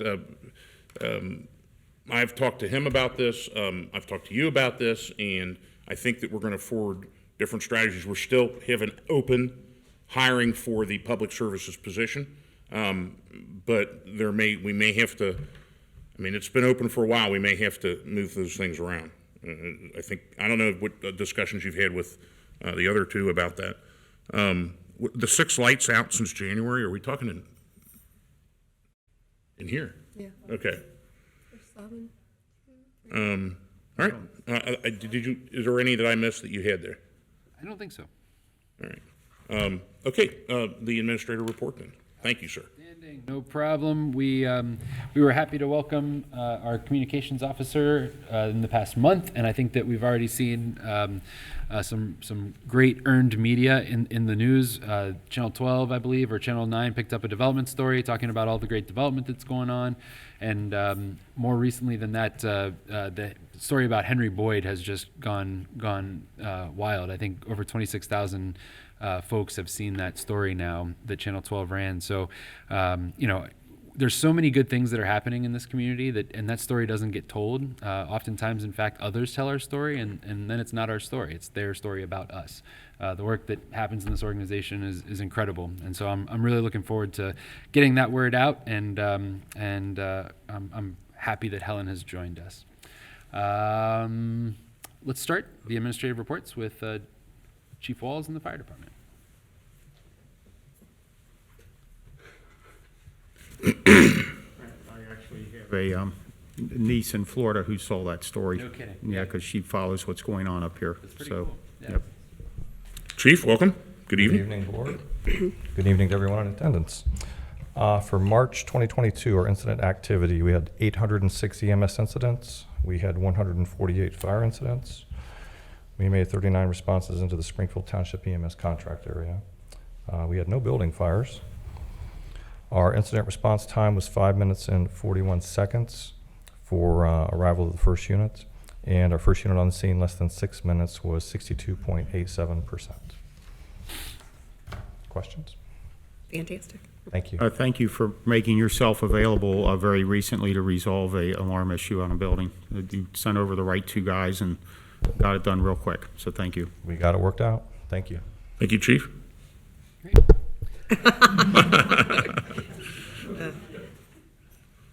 Welcome, Chief. Good evening. The police department report for last month, officers responded to 3,795 calls for service. That's roughly 120 calls per day. As of March 31st, they've handled 10,733 calls this year. Response time to emergency calls was 2.67 minutes, which is within our goal of under 4 minutes. Traffic stops increased to 139, and they made 6 DUI arrests. We had 3 uses of force, 1 pursuit, and 88 physical arrests. Code enforcement had 100 violations, 8 abatements, and 3 referred to housing court. So, and questions from Ms. Wright. It's 20 hours per week, the part-time code position. There is no insurance, no benefits from that. They're not required to be a police officer. They do have to meet the job requirements that are in the job posting, though. And it'll be a vehicle from the police department, but it's going to be an unmarked police vehicle that they operate. And it'll be, as you said, listed upon board approval of the position. We'll post it for hire. And Ms. Moore, the police department is open Monday through Friday, 24 hours a day. We're open Saturday, 10 to 6. And then on holidays, we reduce it to 1 person for the entire day. They work an 8-hour shift. We reduce the rest of the staff. But other than that, we're open 24 hours a day. And the calls are forwarded to the comp center, both when we're off or when they are on another phone call or they're unable to answer the phone. It automatically forwards. That's all I have. Chief, I just had one kind of maybe update. So several months ago, the trustees voted for and administration bought some speed assets. Are those, I'm not going to ask you where they're in use, but are they in use? They were purchased and we're waiting on getting them in and Okay. get them up. All right. And I love the signs that say rolling stops cost money, it's free to stop completely. Hopefully that will make an effort, that'll make a dent in things too. So thank you. Thank you. Thank you, Mark. Thanks.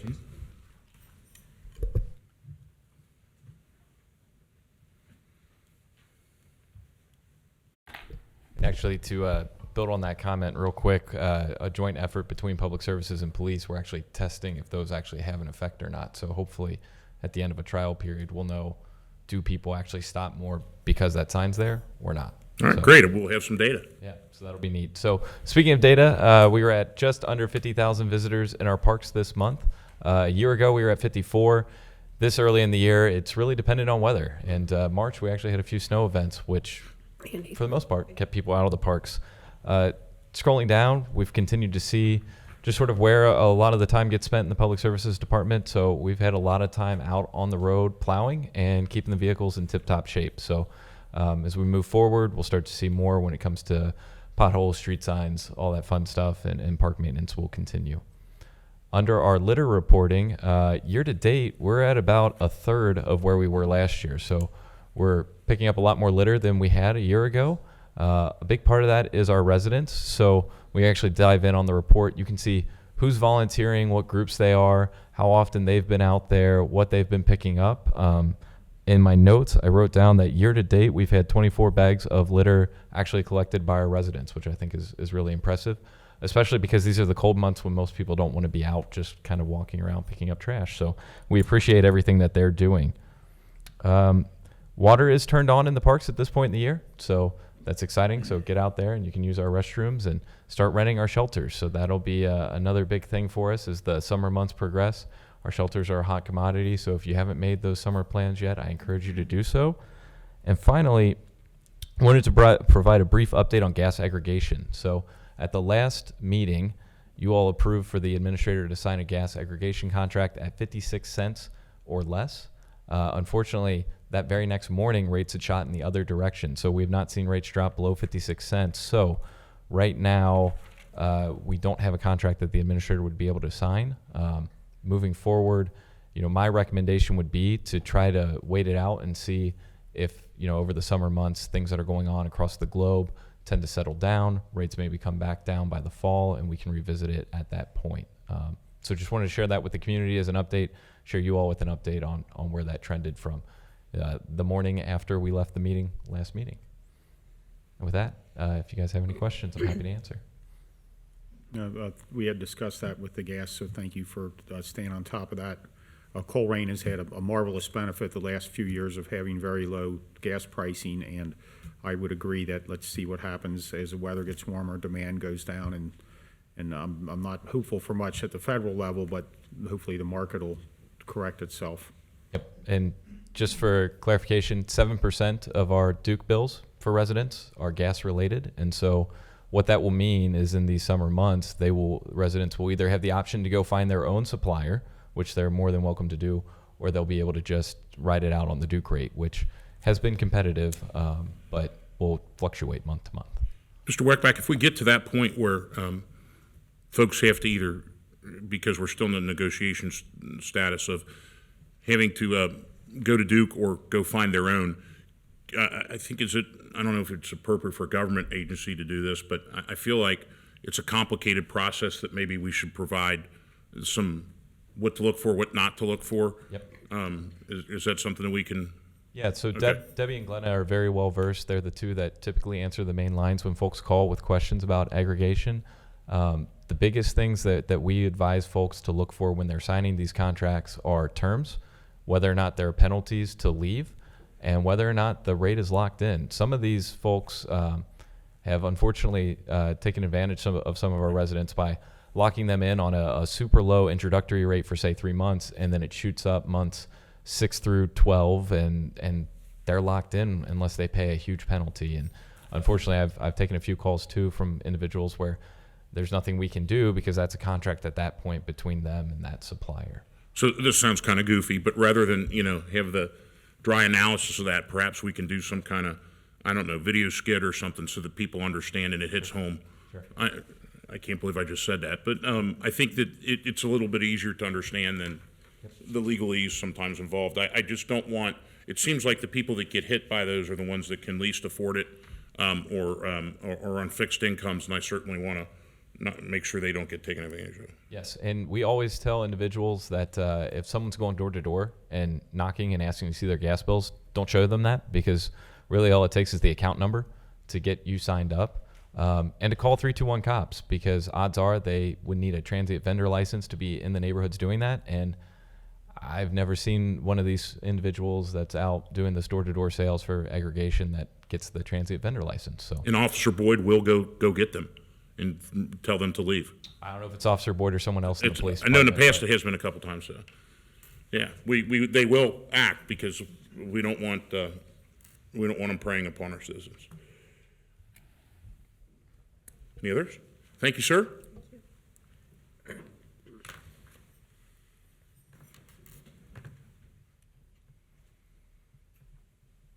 Mr. Miller? Good evening, trustees. I'll reiterate what Mr. Mills said, that there is a lot of good things happening, I believe, a lot of activity on the economic development front. Mr.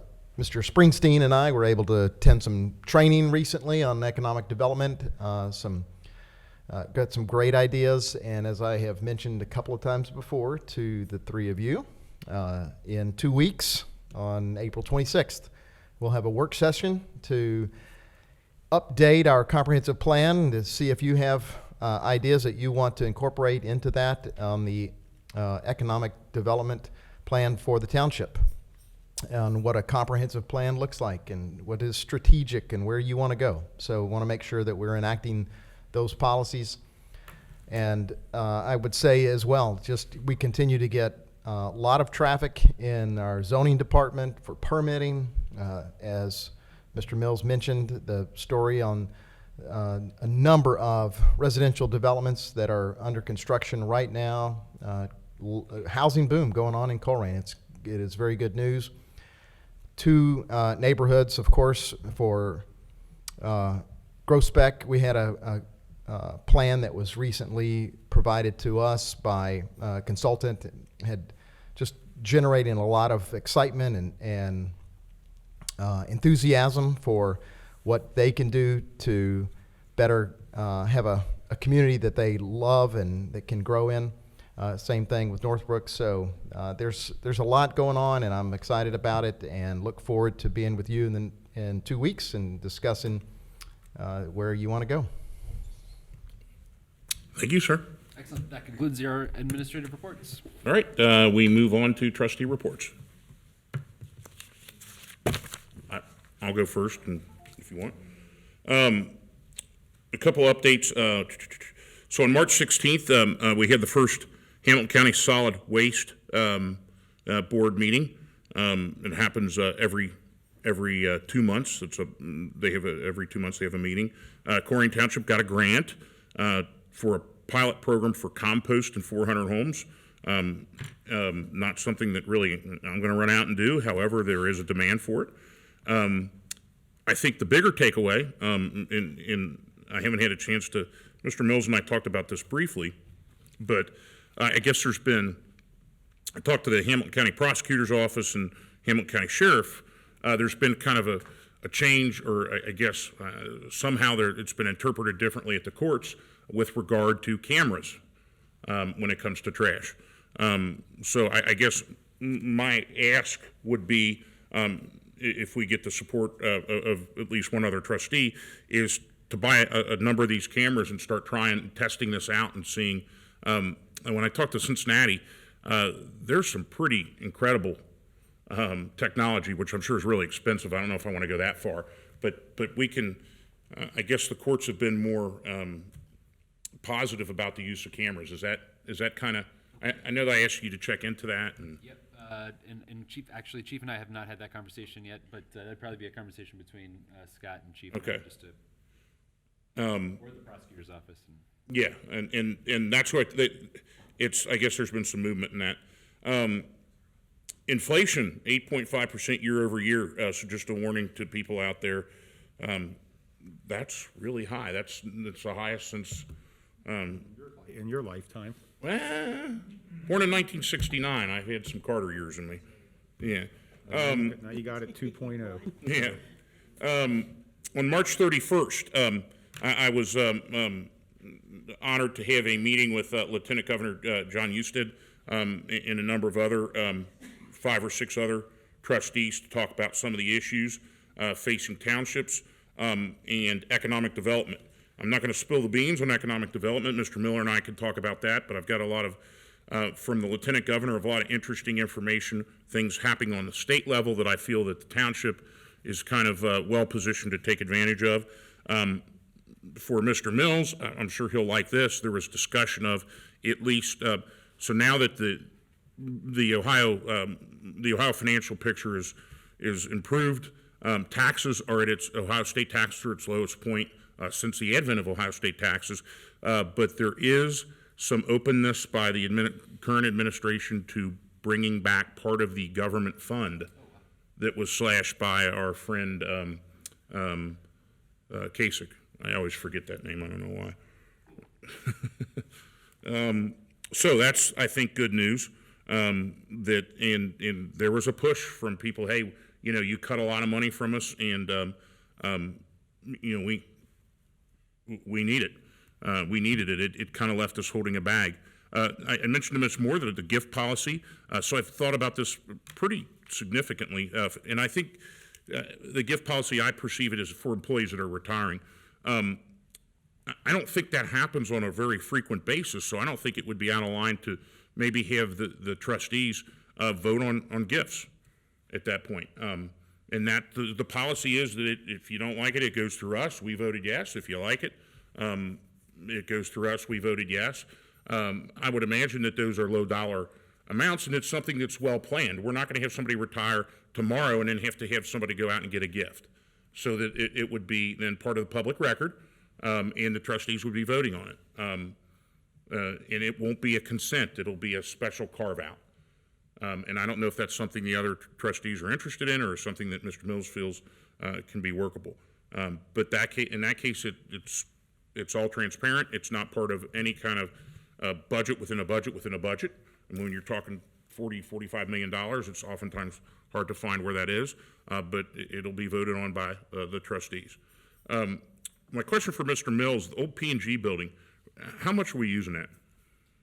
Well, a fair amount. We have a partnership with Cincinnati State, and to provide paramedic training services, and to a large degree, that's where those events take place. Okay, so I mean that's one of the items that in the report, speaking of deferred maintenance, really needs some upgrading. So I don't know if that's something. I don't know if it's really economic development. I don't know if there's some way we can partner with other entities to perhaps use that and bring that up with kind of an expense neutral kind of plan. I feel like we have a lot of facilities in Colerain Township that are spread out. It's a big township. They're spread out everywhere. And I don't, I guess I'm wondering if that's something that can be addressed, because I think that we're going to be facing significant expenses soon with that. So I don't know, maybe there's a plan that we can get for that. So I've got cameras, economic development. A couple, I don't know if I should wait till we bring it up. A couple questions about the Northridge TIF. Do you want me to wait? That would probably, Okay. yeah. And that looks like, and thank you so much for putting together, Mr. Miller, the economic work meeting in 2 weeks, and thanks for the rental registration. I think that's important too. That concludes my report. One of the few complaints that I've had is how are we mandating anybody cleaning up their business property, namely Northgate Mall?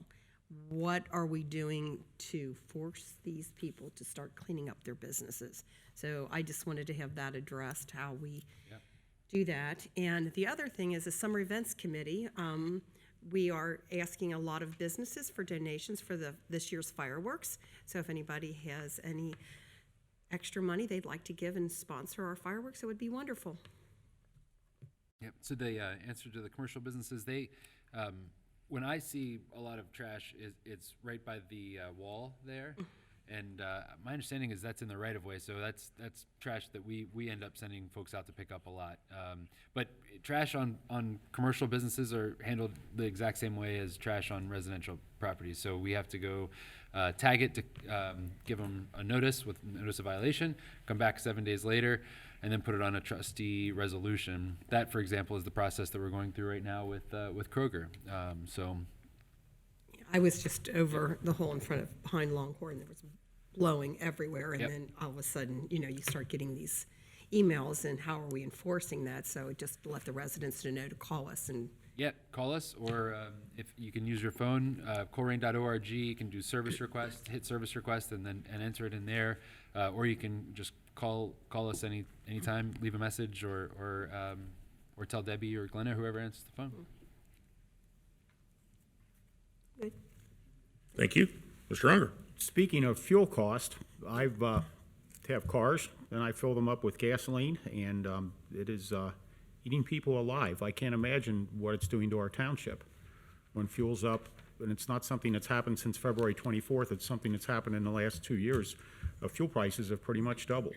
And for those who wonder how much gasoline and other fuels that our fire trucks and police cars use, it's a lot, and it does affect our budget. I just wanted to acknowledge that, how it's, so we really have to watch what we're doing here at the township, because I'm not sure how much our budget changed to accommodate our fuel purchases.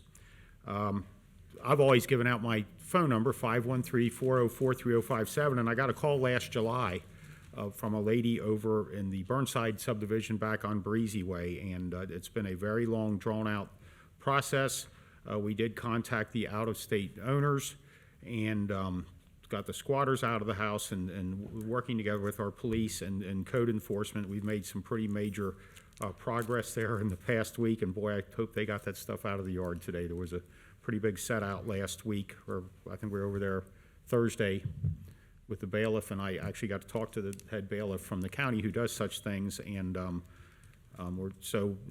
for those that wonder if we're making progress, we really are, and just like the others, I've always advocated if we can pick off our small problems, the big ones tend to go away, and that's been, I would say, top 5 during my 5 years here is that one over there. It's really something to see.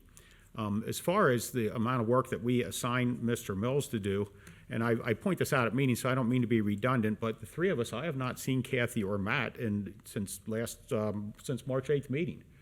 We individually take calls and go out and look at stuff, but if it sometimes seems like we don't know what the other one's thinking, it's because we don't talk to each other outside of meetings.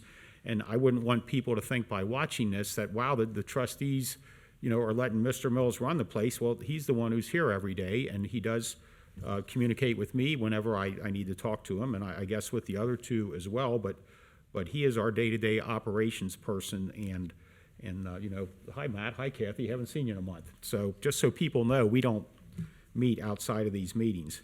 One of the things I'm looking forward to is starting this month, we're back to 2 meetings a month, and I think that'll run through November. And as far as our gift policy, I'm a bigger fan of, if I want to give somebody a gift, I will reach in my pocket and donate towards that. And the last gift that we were involved with was a going away gift for Raj, and I know you paid for that, and I gave you some cash out of my pocket towards that. So thank you for organizing that, and that's my idea of a gift policy. I think a gift means a little more when you reach in your own pocket to give it. So, so I guess I would yield back to you, Mr. President. Can I think it was at the gift/donation. I think one of the things Ms. Moore brought up years ago was we bought some gift certificates and donated to a different outing or something of that sort. I wasn't. Oh, yeah. I thought that's when I was at one of the townships. I think it had to do with a watch. I think it was a watch, but I thought it was we gave gift certificates to some organization. No, that wasn't you that said that. Okay, I'm sorry. We've probably talked about gifts 10 times more than we've given them. Yeah, right. But do we have a donation policy? If we donate, that's already in our books, so we don't have to fulfill that. Yeah. Okay. All right, new business, which is rather, it looks rather voluminous, try that again, but it's not as bad as it looks. So, public safety. You have A through J. Oh, yeah. I've got one item, and then we're a little bit out of whack, and then Chief Walls has a few items. Mine is recommend adoption of a motion to issue a noise permit to McDogg's Lakeside Saloon, 3611 Beavis Lane, from May 1st to October 1st, 2022, from 1 p.m. to 9 p.m. All right, are there any motions? I motion that we would approve the noise permit for McDogg's Lakeside Saloon. I'll second that.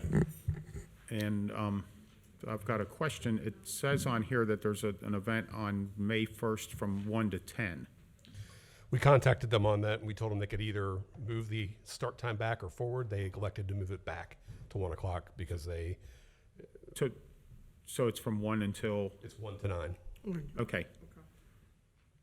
And this says 1 to 10, but Yeah, for the record, called it's them. 1 to 9. Okay, that's Discuss fine. No other comments? Additional comments? Yep. Mr. Baker? Ms. Ulrich? Yes. Mr. Unger? Yes. Mr. Waller? Yes. So this motion allows the noise resolution permit for McDogg's. That's the noise permit. Okay.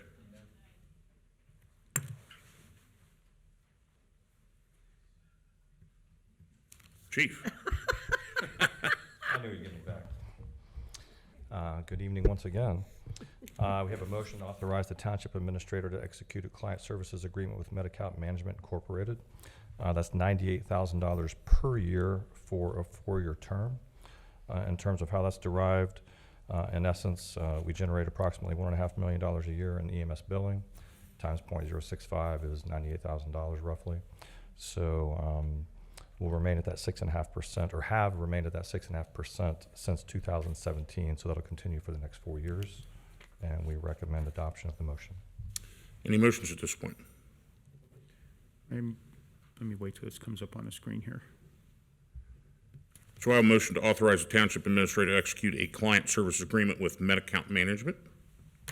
I will second it. Chief, I noticed that, so my question on all this is, are we getting the best deal? Yes. Yeah, I can't see in my notes here, but it's indicated in the packet that this price has been shopped and that the services you've been pleased with the services. Absolutely. Yeah. And that is right here on the agenda if anybody wants to look at it, but I have no other questions. All right, Mr. Baker, call the question. I read it. Ms. Ulrich? Yes. Mr. Unger? Yes. Mr. Waller? Yes. So that passes 3-0 to authorize the Township Administrator to execute a client service agreement with Medi-Account Management, which does the billing. Next item. Next item is our motion to authorize the Township Administrator to execute a contract with Sansio, the provider of our health EMS software. That cost for the 5-year term is $87,530. And once again, we're recommending adoption of the motion. I motion that we approve that contract with health EMS software, Sansio. I'll second. Comments? No comments. Again, Chief, I see that that's, and I should have mentioned this on the other one, I see that that's, again, we find that the cheapest, and both of these contracts have escape clauses, even though they're longer terms. That's correct. And also with Sansio here, we have a 30% subscription discount that we're realizing as well. Right, so if they go kaput and they don't do the job, we can give notice and we can get out of it. It's a little bit more complicated with the Medi-Account because it involves bills ahead, but we're not tied into the full term if we don't like it. All right, any other questions? I see the discount shows us $37,513, just so people know what that is. Yep. No other questions. All right, Mr. Baker, call the question. Ms. Ulrich? Yes. Mr. Unger? Yes. Mr. Waller? Yes, so that motion passes 3-0. Mr. Mills will execute contract with Sansio for health EMS software. Thank you. Thank you, Chief.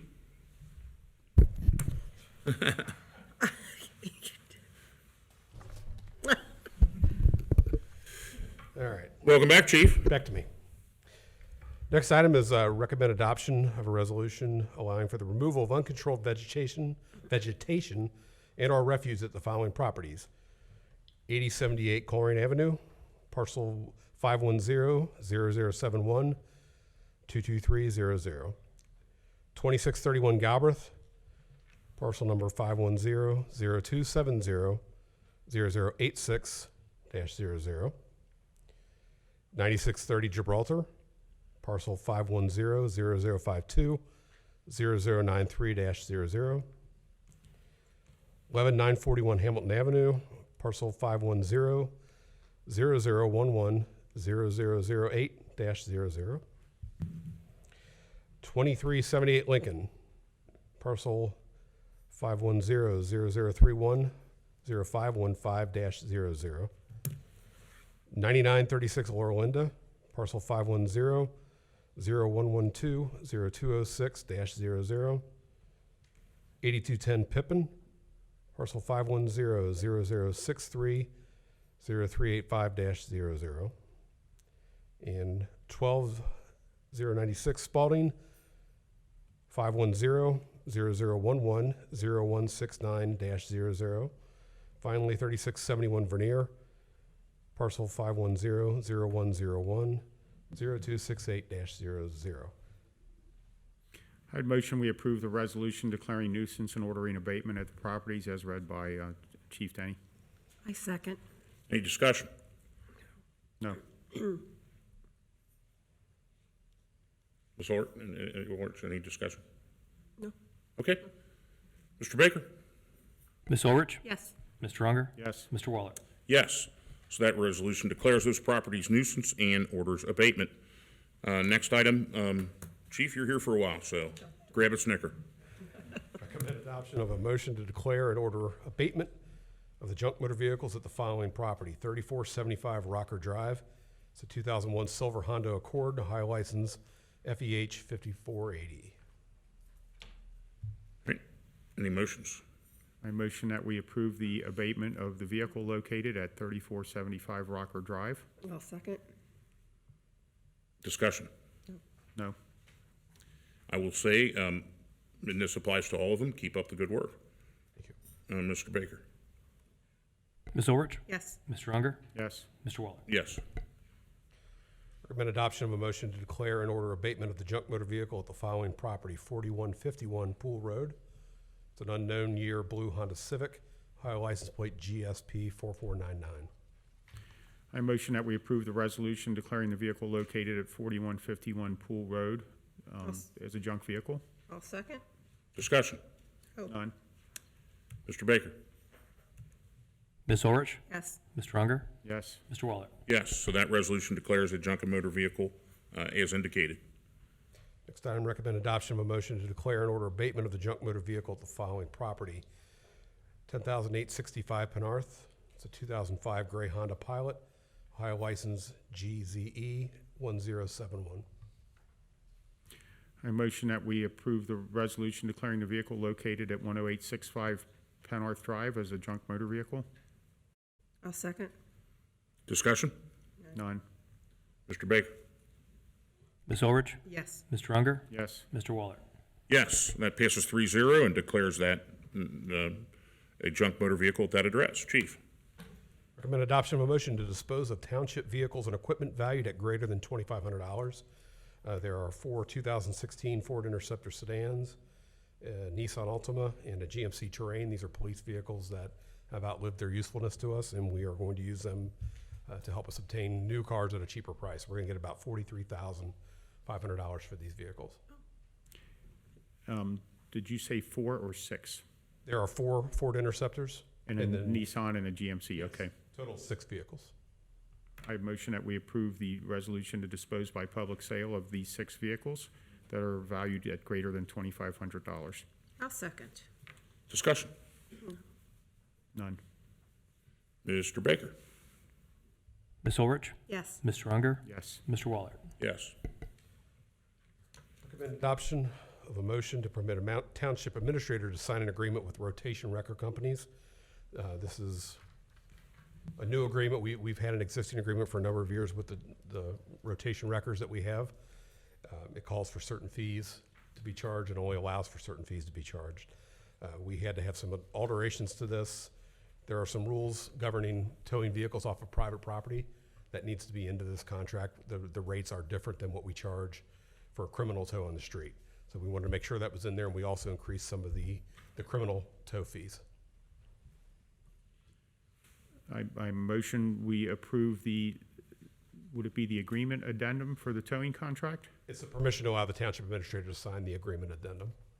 I motion that we approve that. I'll second. Discussion? Yes, on here I see that it says the established rates for towing are 190, and then off of private property, it's 129, so and then with trucks, it's 216, just to read that. Of course, the whole thing's available here on the agenda, but so it costs less to pull one off of private property than off the street, I guess, because when it's on the street, it needs to be moved quicker. Really doesn't cost less, but the Public charge us Utilities less. Commission regulates how much can be charged on Okay. private property. So it doesn't cost us any less necessarily, but there's only less we can Right, charge. okay, well, that's a good explanation then, thank you. Any other discussion? No. All right, Mr. Baker? Ms. Ulrich? Yes. Mr. Unger? Yes. Mr. Waller? Yes. Thank you, That Board. passes 3-0, and it permits the township administrator to sign an agreement with the rotation wrecker companies. All right, thank you. Public Services, Mr. Weckbach, you have a number of items for us this evening, Scott's public safety. starting with salt. Yes. So, the first item before you from Public Services is a resolution authorizing participation in the 2022 ODOT salt contract. So every year we enter into a cooperative bid for salt that usually saves us some dollars at the end of the day. And so this is the first step. We have to approve this resolution, get that off to ODOT to express our interest, and they're going to lock us in for 90% of the amount that we send forward. So I recommend adoption of the resolution. Motions, please. I motion that we approve the resolution authorizing participation in the ODOT road salt contract awarded in 2022. I'll second. Any discussion? The 90%, that is if we tell them we need 2,000 tons, that they guarantee they'll provide 1,800 Yes. tons? Yep. And are we allowed to go somewhere else, or would we have, if we find a price that's less than that, would that still need to come to the trustees, or are we locked into We using would be them? locked in to purchase 90% because they're using that as they go out to the competitive marketplace to get the best total Okay. price. And, So- and we're purchasing it whether or not we have a dry winter. And we Correct. just And- store it in our building. And the amount that we're going to ask for right now, based in consultation with our internal roads department, is about 2,500 tons. We've got capacity in our existing salt dome to fit all 2,500 if we needed to. And while you don't have it in front of you, with the season pretty much over, some estimate on what we used this past season? Yeah, I'm not sure off the top of my head. Okay. Thank you. Any other discussion? That's why we're trustees, Matt, is to approve salt contracts. This is what it's about. Yep. No other discussion. All right. Mr. Baker? Ms. Ulrich? Yes. Mr. Unger? Yes. Mr. Waller? Yes. That passes 3-0. This gives permission to participate in the 2022 ODOT salt contract. All right, next item.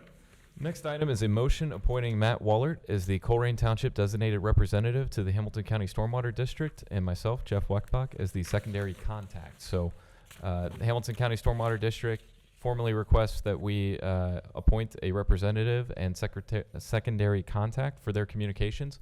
This is also to aid them as they do some of their reports that Mr. Long identified in order to keep our permit compliant. So each year they ask us for things like number of miles that we swept on our streets, the amount of chemicals that we used in our parks, and different things like that that are currently tracked in the Public Services Department.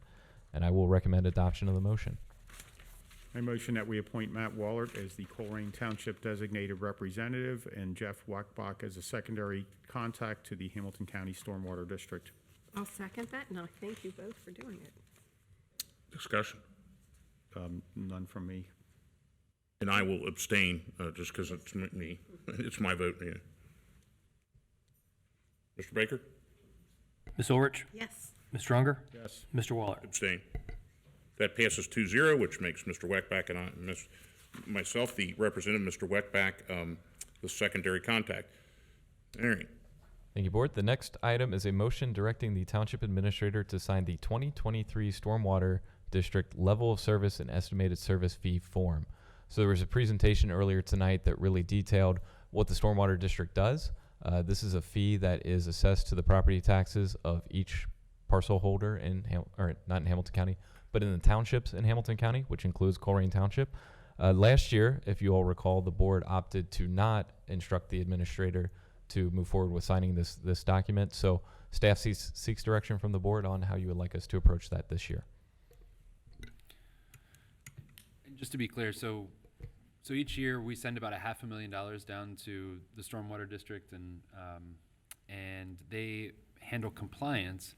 But one of the things that we've often asked is, when do we ever get to see projects come back? Because we do have stormwater issues in Colerain Township, and those stormwater issues could be mitigated with infrastructure that could come from the Stormwater District. And so, is $500,000 the appropriate amount to pay for compliance? Most of all of the other cities in Hamilton County have said no. That is not an appropriate amount to spend. And in fact, most of the cities in Hamilton County have withdrawn themselves from the Stormwater District because they see greater value doing it on their own. Townships don't have that ability, and so we cannot withdraw ourselves from the Stormwater District. And so what we can do, and what we have done in the past, is this little act of defiance, which is not signing this piece of paper. and so the question is, would you like for me to sign it or not? And that's sort of a background. So I'm going to make the motion to get it on the floor of directing Township Administrator to sign the 2023 Stormwater District Level of Service and Estimated Service Fee form. And I will second it for discussion. I'm looking right now to see if I pay that.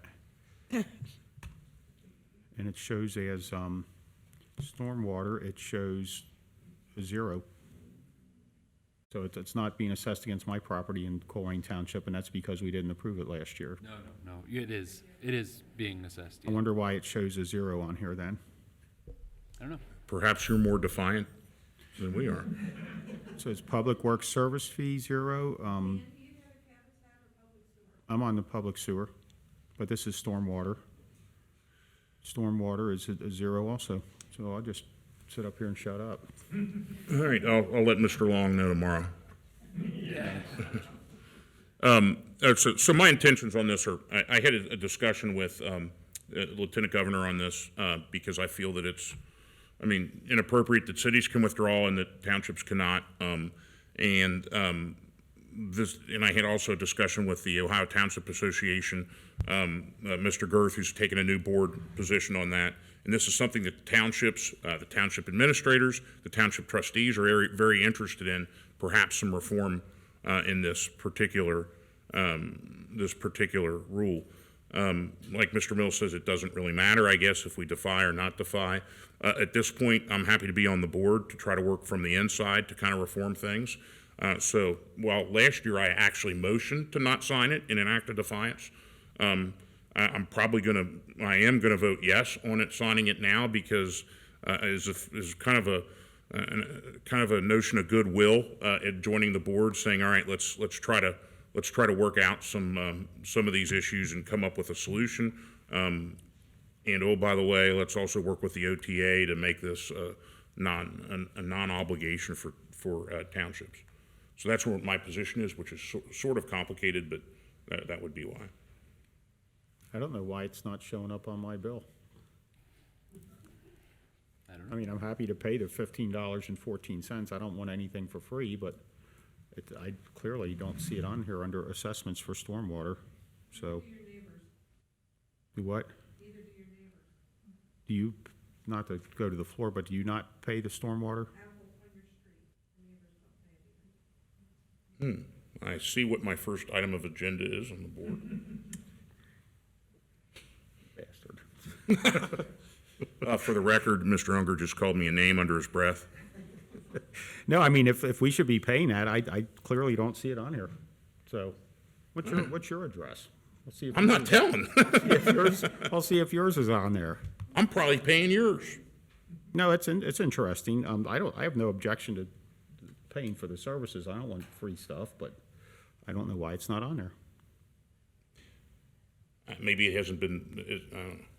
I'm not even going to hazard a guess because I don't know. All right. Be that as it may, despite the machinations of Mr. Unger's bill, are there any other comments with regard to this stormwater district fee form? Yeah, you want to come on up, I guess. You're not paying it either, Matt. What are we sending them money? What's the township sending them money for? It's not the individual taxpayers, theoretically. I guess myself and Mr. Unger are not. I don't know. That's where it comes from. So it's not the township's not writing the check. Each one of us individually is. Gotcha. Or it comes out of our property assessment. And I don't know why it wouldn't be showing other than. Well, just for laughs, under special assessments for your property, it says Public Works Service fee 0, Stormwater 0, and Miami Conservancy Post Aquifer 0. And there's a chance, and I do know the Miami Aquifer, for example, is only assessed on one half of the year, not on both halves. So maybe that's part of this fee. Maybe it's a second half settlement versus first half settlement. But I'm just speculating. They don't split it into, maybe that could be an answer. Well, I know Maybe with the Aquifer district, they don't split that over both, but I'm not 100% sure without seeing all the bills in front of me. Ma'am? Would you have a Right. Yeah, I think that's the point Mr. Weckback was, if you hit the second semi-annual, that I think some of those assessments are the first or whatever. I think certain ones are on one half and others another half. I pay $9.81. Thank you. A half. Thank you. Okay, well, that's fine. That's enough. I'm willing to, I don't want something. You know what, I'll go drive down there and stuff $10 under the door. All right, Mr. Baker, can we have a vote on this? Did you get all that down in the minutes about Mr. Unger's bill? Absolutely. If I didn't, let me know about it. You asked me Ms. to. Ulrich? I'm going to tell you, I don't know which way to go here. I mean, I hear your version, I hear your version. I'm in a quandary here. I'll just abstain right now. Mr. Unger? I will approve it because if it's something I have to pay, I don't want anything for free. Mr. Waller? Yes. So that passes 2-0-1, and what that will do is really nothing other than sign the stormwater district, and if we didn't sign it, the same thing would happen. So that was a lot of hubbub. I know, I didn't. All right, is this a little simpler? Yes. All right, thank I you, hope. sir.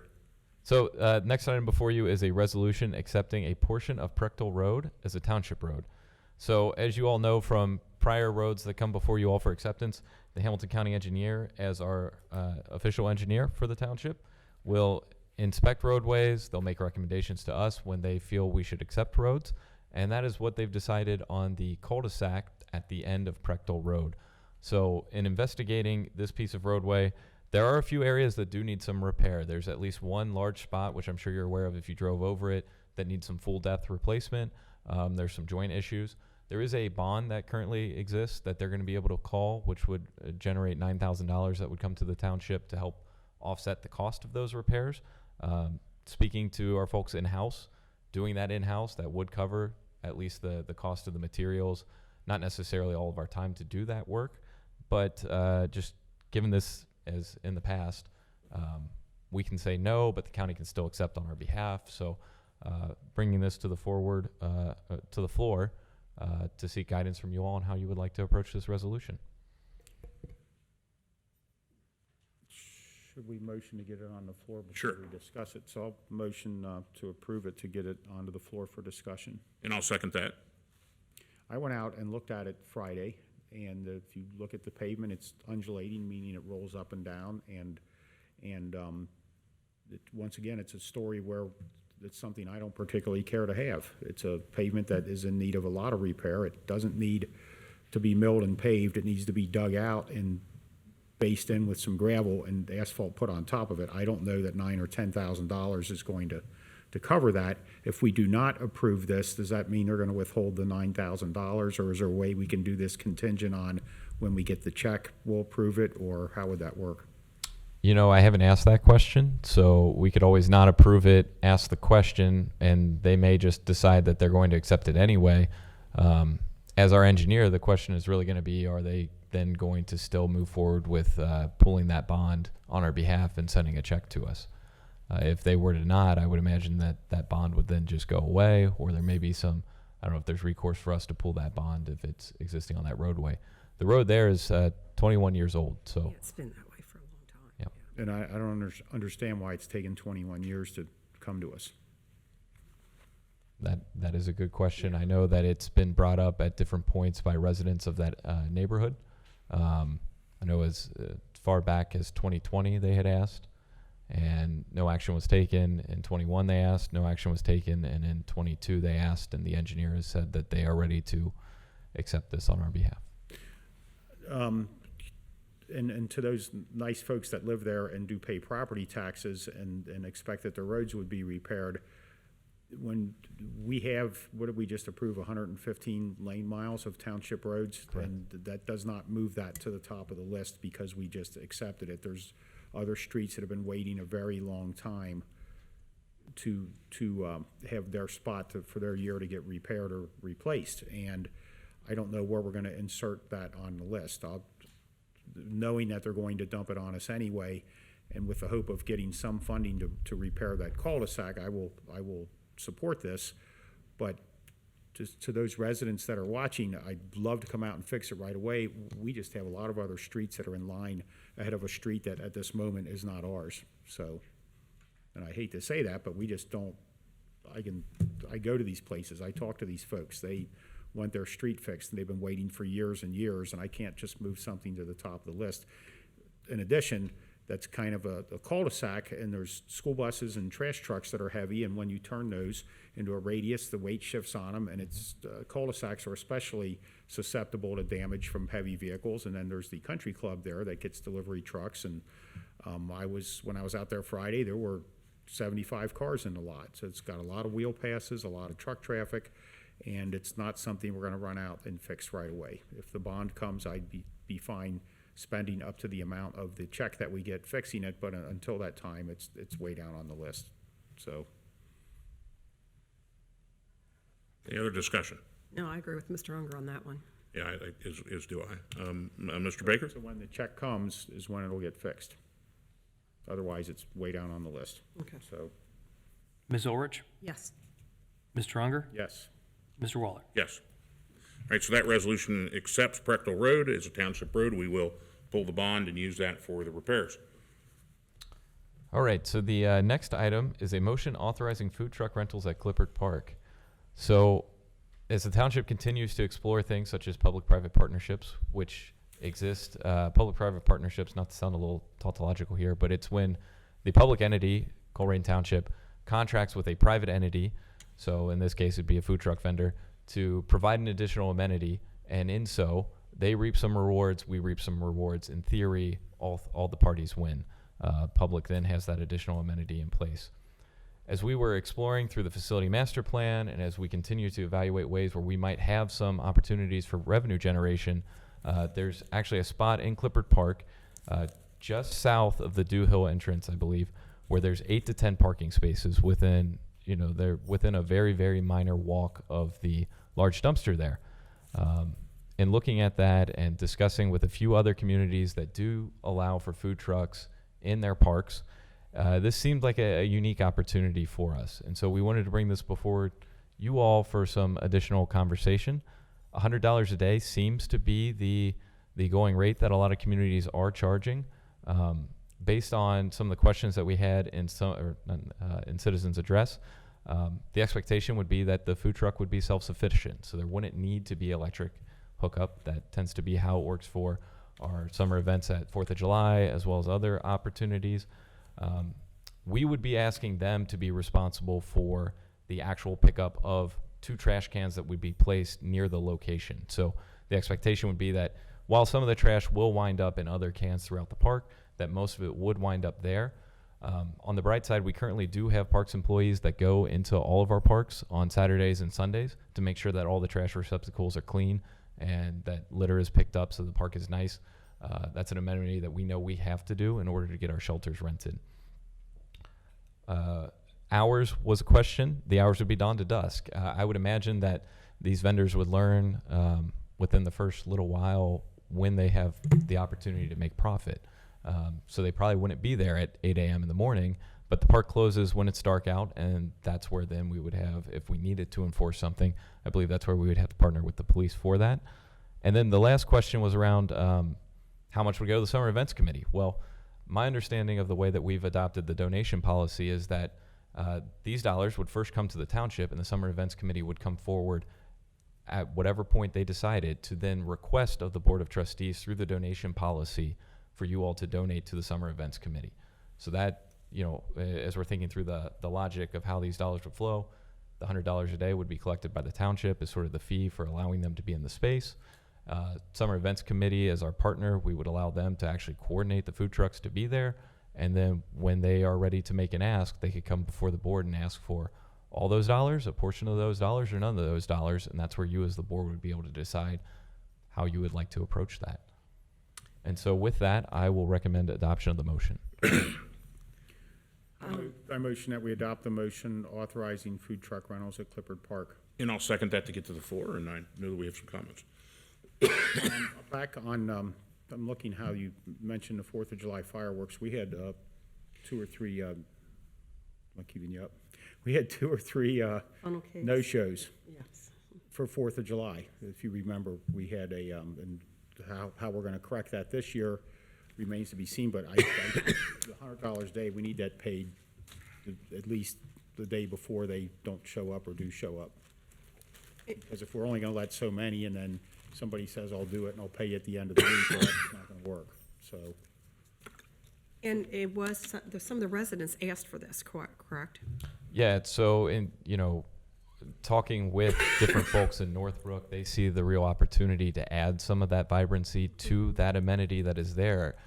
When you look at our numbers for our parks, Clippard Park in the summer months is very heavily trafficked. I think that there would be a really unique opportunity from a public-private partnership standpoint for a win-win-win. We did, look at this through our zoning regs too, and in this individual spot that we're looking at would meet all the parameters of our zoning in terms of buffers from residents and other homes. And so, and to be frank, so Summer Events, they lost one of their major sponsors when the mall stopped sponsoring it. And so we're trying to rack our ways for ideas on how we might be able to generate revenue that could help make sure that our fireworks can be as awesome as they can be without creating a huge burden for, say, the township. And another question is, when we accept their being there, what is our liability insurance-wise, or what do we require them for their insurance policy? Is that, I don't remember reading that. Yeah, so I know they'd have to go through the health department to get a lot of their licenses and regulations that way. Scott, I don't know if we would need to ask them to have additional liability insurances on top of that, but I'm thinking And that's something that we could vandalism always if do, so. something gets spoiled in their truck in the summer heat. Just out loud liability. Yeah, we could ask them to Okay. name us as an additional insured. Okay. Mr. Squarkback, a couple questions I have. In terms of, so these would be food trucks, so no alcohol? Correct. All right. The enforcement of any problem, so let's say we show up and there's, I don't know, trash everywhere. And how do we hold the food trucks responsible for that? Well, I would imagine the way that we could draw up the agreement that we could have them all sign would incur some penalties if they did leave the place in a state of disarray.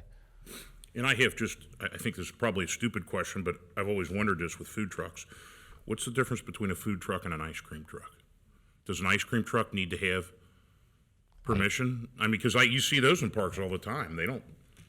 Yeah, I would imagine ice cream truck is a food truck, and so they would have to then follow this. Right now, and I think where you're going with this is we do occasionally have vendors like Kona Ice that will just show up in our park, and they'll park, and unless we go there and ask them to leave and they actually leave, we're just missing out, which I think also shows a little bit of the demand that exists. And so maybe what's a little unique about Clifford Park is with that side parking spot that I was talking about, it really only is ideal to fit one truck at a time. And so we could test this, and if it doesn't work or if the first few weekends don't work, we could always dial it back. And as staff has been talking this through internally, we wouldn't want to do anything until Memorial Day weekend or later, just so we can make sure that we get all of our ducks in a row. And if there are legal things that we need to work through in terms of contracts or agreements, that we could have a good review on that before we actually start bringing people in. Right, so if we, say maybe if we exempt a Kona Ice because they haven't done it in the past, then we're back to defining what is. And I think that's kind of complicated. Yeah, no, I mean, if you are selling a food product out of a truck, it's a food truck, and when it gets regulated by zoning is when it stays in one place for an extended period of time. That's when the zoning regs kick in. Okay, so would ice cream trucks need this documentation in order to go pull through Clifford? I would say at that point, they would probably have whichever food truck vendor is there would ask them to leave because they paid to be there and they did not. So that's how I would envision it. It'd also be something where they could call 321 cops and say they've got a transient vendor coming through. Okay, so if a food truck just pulls through, then do they have to pay? If they just pull through like a Kona Ice truck? I know that I'm really splitting hairs here, but I can see this developing into I don't know, the war of the food trucks, when one's saying I'm being charged, I have to do this, and the other's saying I'm exempt. And I just want to make sure that we don't create a problem that can be, So I'll let you guys figure out the calculus and all that, but that would be my concern. What is a food truck, and does this get enforced? Does this not get enforced? And our intention would be not to exempt folks, because I think to your point, that would create that sort of turf battle, and then it's, well, why wouldn't I just come in for 50 minutes and leave and make my quick buck and move on? So. Right. All right, any other comments, discussion? I'm fine trying this out for this 2022 season. All right, Mr. Baker? Solrich? Yes. Mr. Unger? Yes. Mr. Waller? Yes. That passes, so we will license, or not license, we'll authorize food truck rental spaces at Clifford. Next item. So the next item is a motion authorizing the Township Administrator to accept grant from Hamilton County Resource for residential composting and to execute related documents. So as Matt alluded to in his trustee report, the Township was awarded a grant through what was formerly known as Solid Waste District to allow for composting, residential composting. The grant is in the total amount of $18,911. A subsequent item to this would be to actually authorize the agreement with Go Zero. Go Zero is a company that does residential composting. They've been relatively successful, primarily in the Columbus region right now, and they're trying to work their way down into Cincinnati to provide this amenity so that folks have an alternative to trash for their solid waste and food materials. And so with that, I will recommend adoption of the motion. I'll motion that we adopt to get it to the floor. I'll second. All right, comments, discussion? Something you just said, that there would be an alternative to putting stuff out for your trash. How does that affect our trash services contract? Am I still required to pay my bill to the trash vendor besides this? Yes. This is just a 5-gallon bucket, and this is for food waste, Yep. not yard waste, not anything recyclable. It's just food. Not yard waste or grass or anything? No, right? We would have drop-off locations where the residents would take that bucket to drop Yes. off their food waste. So it would not affect your existing solid waste collection. What it would potentially do is result in more items diverted from the landfill, and which that in turn leads to more dollars in our recycling fund, which allows us to do more projects. Right now, most of our recycling dollars are going to our litter laborers, so it would allow us to enhance that program and continue to move forward. And then the grant was for more than $13,436. So what happens to the balance of those funds? Correct. I believe the grant is to aid with the first 2 years, but for some of the items listed in the grant were for some of our in-house work that we would potentially be able to charge against it. And that's going to be picked up twice a week? I believe so. It's a drop-off. Or, sorry, yes. Once a week? Sorry. Once a week, okay. It's a pickup or a drop-off? Drop-off. Yeah. And it's picked up from Go Zero. I'm curious what kind of participation that they get in their Columbus market. Well, they're sending, we got 400 buckets.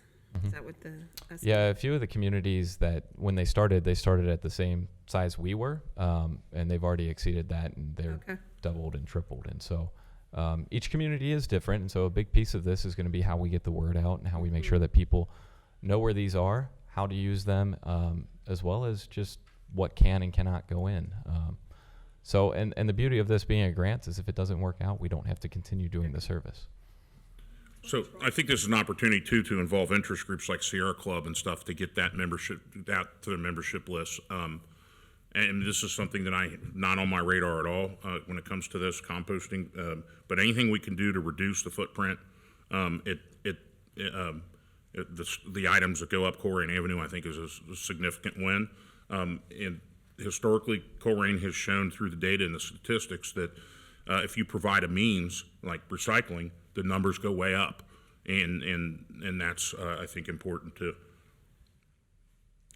Any other comments? Just for anybody interested, there is a big explanation to this in the agenda. All right, Mr. Baker. Ms. Ulrich? Yes. Ms. Stronger? Yes. Mr. Waller? Yes. Thank you, Board.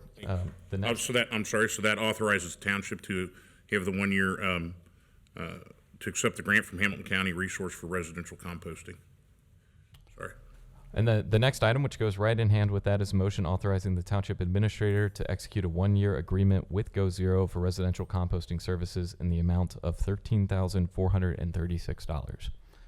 And I will recommend adoption of the motion. I motion that we authorize the township administrator to execute a 1 year agreement with Go Zero for residential composting services in the amount of $13,436. I'll second. Discussion, please. No. Ms. Orich? Yes. The discussion? No, I thought you, oh, no. I said no, sorry. So this came up at the Solid Waste Board. Go Zero, I guess, is ahead of the curve on this. They're the company for it because those questions came up.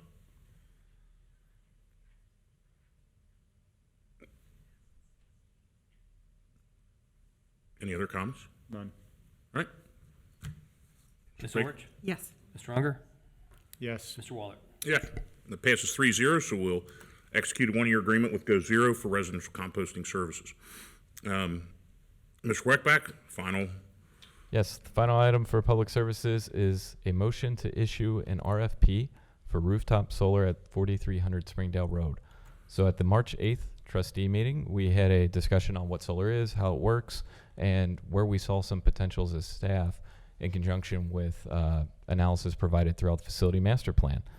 The way this RFP is constructed is it's kind of uniquely constructed where we're asking vendors to provide us with the amount of kilowatt hour production they are expecting to produce on our facility for a contract of $99,999 or less. We've also are going to request that each provider provide a bid alternative that shows how much kilowatt hour production there would be if they were to include battery storage. So if you remember, as part of that conversation and that presentation, the resiliency aspect of being able to have that on-site storage of solar as opposed to potentially having a gas generator was an important facet of this. And so with that, I'm happy to answer any questions you all have on the RFP, but I would recommend adoption of the motion. To bring it to the floor, I'm going to motion to issue RFP for rooftop solar at 4300 Springdale Road. I'll second. So, Mr. Weckback, when this was presented, part of the presentation indicated that right now we don't have the generator at 4300 Springdale Road, and I may have misinterpreted this. It was kind of like, well, we do this or we get a generator.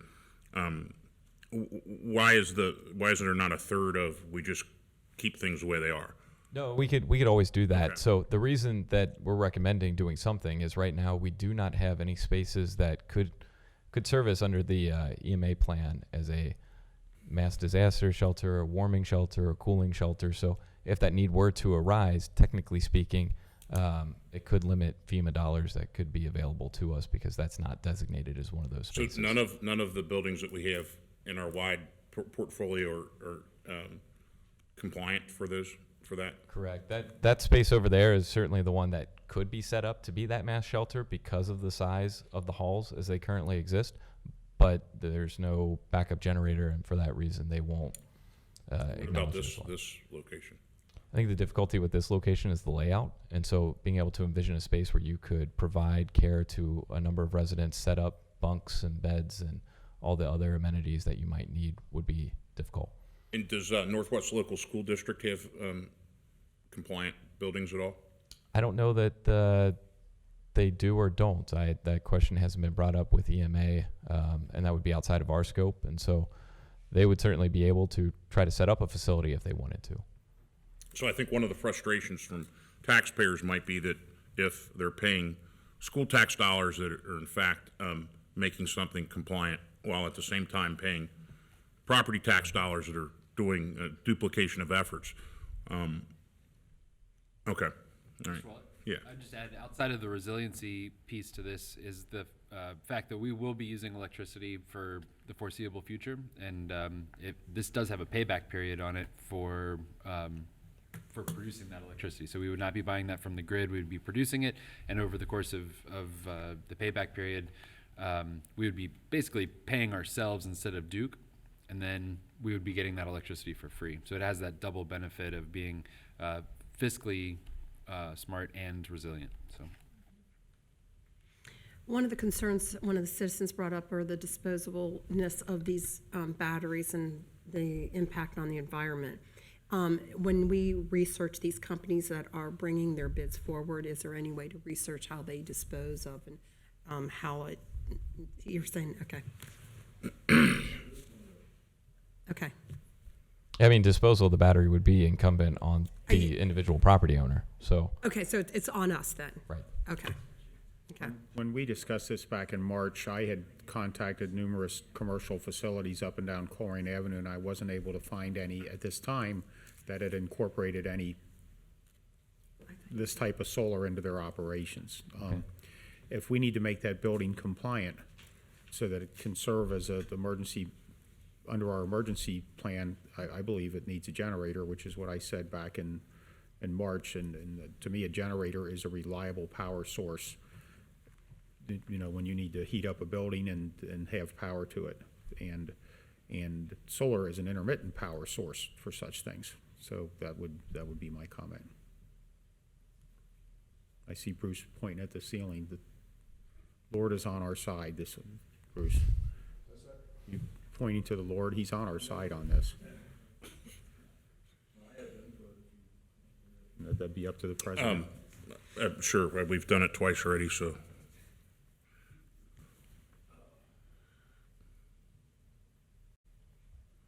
I mean, solar, wind is nice, It works in some cases.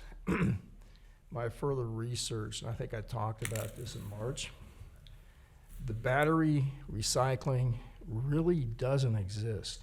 I mean, there's ways of doing it. It produces a lot of waste. The state of California has got a RFQ for university or some place to research this. But if you start looking around the world, particularly the ones for cars or for houses or these huge stations that are out in Nevada and Utah, they really don't have a way of recycling these batteries. And they essentially crush them, and you get this black sludge, and it's a very labor, power-intensive way of recycling. I'm not sure lithium batteries have really got there yet. And the other issue is, and I don't know if the fire department, once we get into it, these things short out, you've got a massive fire you can't put out. Solar, where you put it back into the grid, is useful, but for FEMA, I think a generator. The other thing too is anybody's ever been around a FEMA disaster, and you've got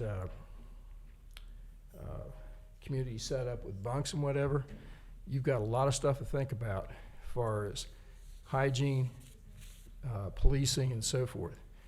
I can go through with anybody who wants to hear about issues like Hurricane Irma and what they did to trash the schools in Florida.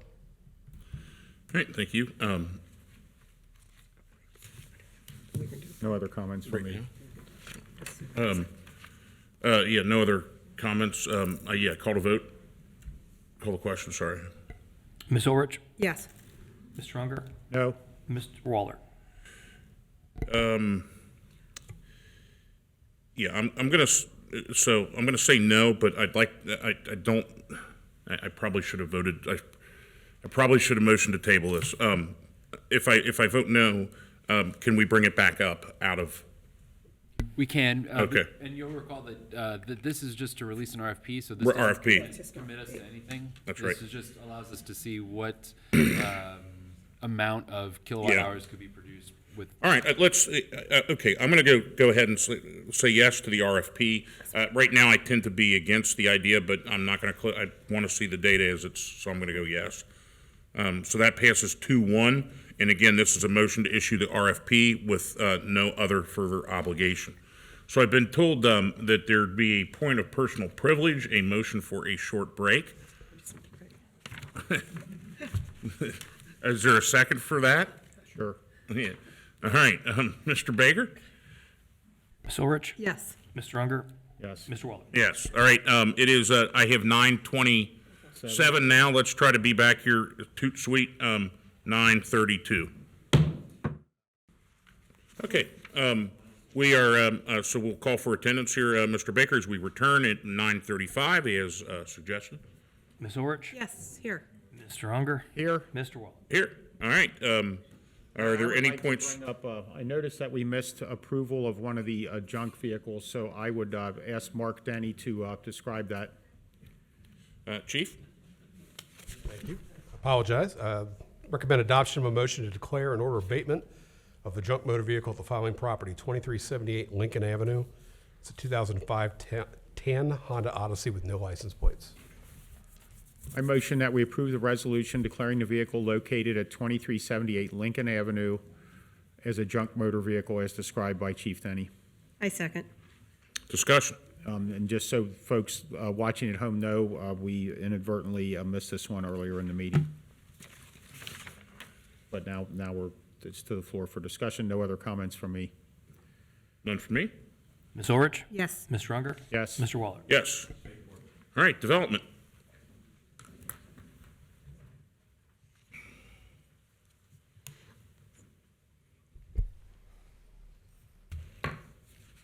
All right. Good evening, Board.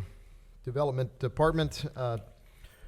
First item is a motion to authorize the Township Administrator to execute the Northridge TIF District Development Agreement, and the recommendation is adoption of the motion.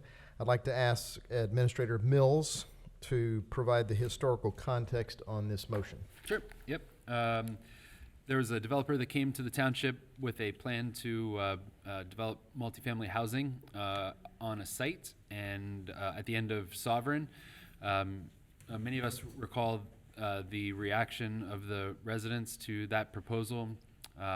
Other concerns of the neighbors included the fact that this road would most likely be considered a county road because it connects a state highway and a county road. The neighborhood really wanted that to be a township road, and then finally there was an issue with the straight shot. The neighborhood did not want Sovereign to turn into a straight shot from Colerain down to Pippin. In an effort to accommodate the requests of the community, we negotiated a development agreement with the developer, wherein the developer would convert the housing type from multifamily, which was permitted by zoning, to single family. B, the developer would make sure that the township, or that the road was designed to the township specification rather than the county specification, and that we would take ownership of that. And C, that the developer would incorporate traffic calming design into the street pattern. So we've used the term knuckle a lot. What that means is, instead of it being a straight shot, there is a sort of U or circuitous path that you would have to follow in order to get down to Pippin at the end of the day. In return for that, the township is helping to defray the costs of the construction of a bridge that's required at the bottom of the hill near Pippin Road. So this development agreement outlines the responsibilities of the developer, responsibilities of the township, and the recommendation is to approve the agreement. Before we take it to the floor, we had a public hearing for this some time ago, didn't we? We've had lots of discussion about. But are we compelled to have a public hearing to approve a TIF district? No, the district is created. Right, that's what I mean. We already did all that. Okay. Okay. I would motion that we approve the Northridge TIF District Development Agreement. I second. All right, any discussion? No, it's been a long time coming. Mm-hmm.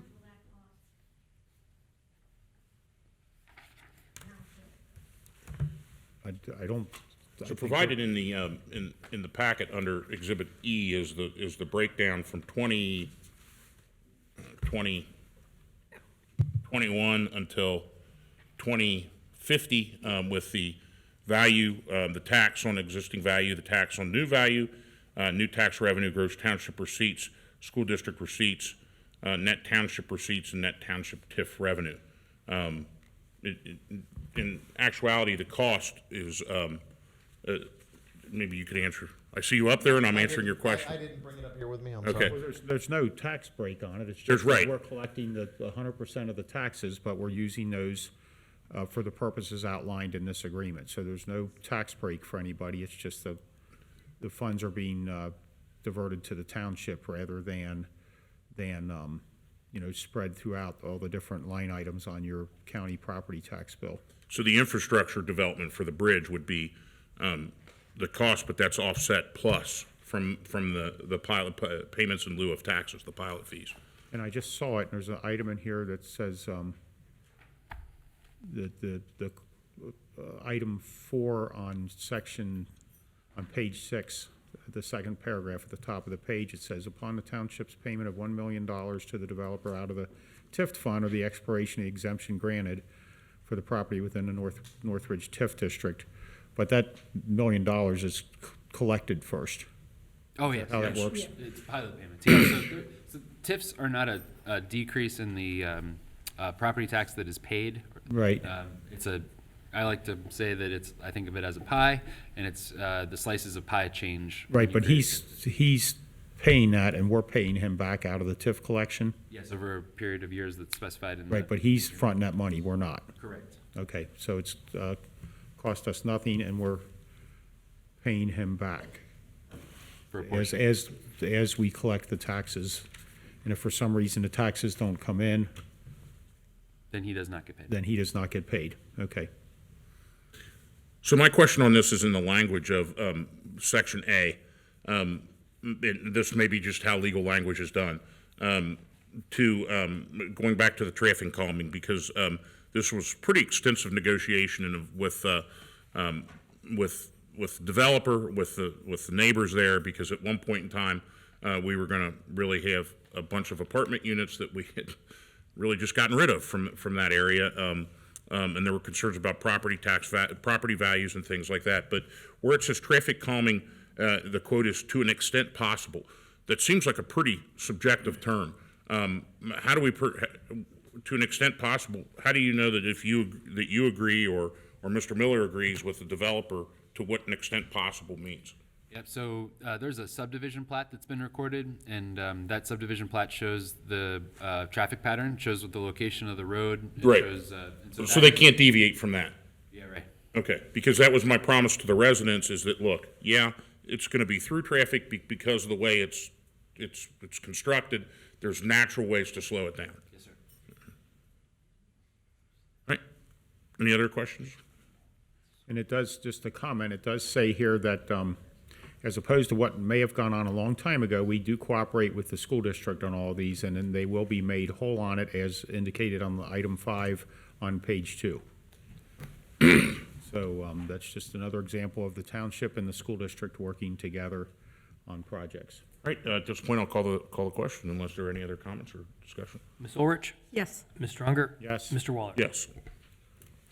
All right, the next item is a motion requesting that the Board of Trustees schedule a public hearing on the zoning commission requesting a zoning map amendment at 11850 Colerain Road. The Colerain Township Zoning Commission unanimously recommended approval of the case for a zoning map amendment for 6.528 acres at 11850 Colerain Road. And the Board of Trustees has the final authority to approve the recommendations of the zoning change in a public hearing, and so we recommend the adoption of this motion. And when did you want to do that?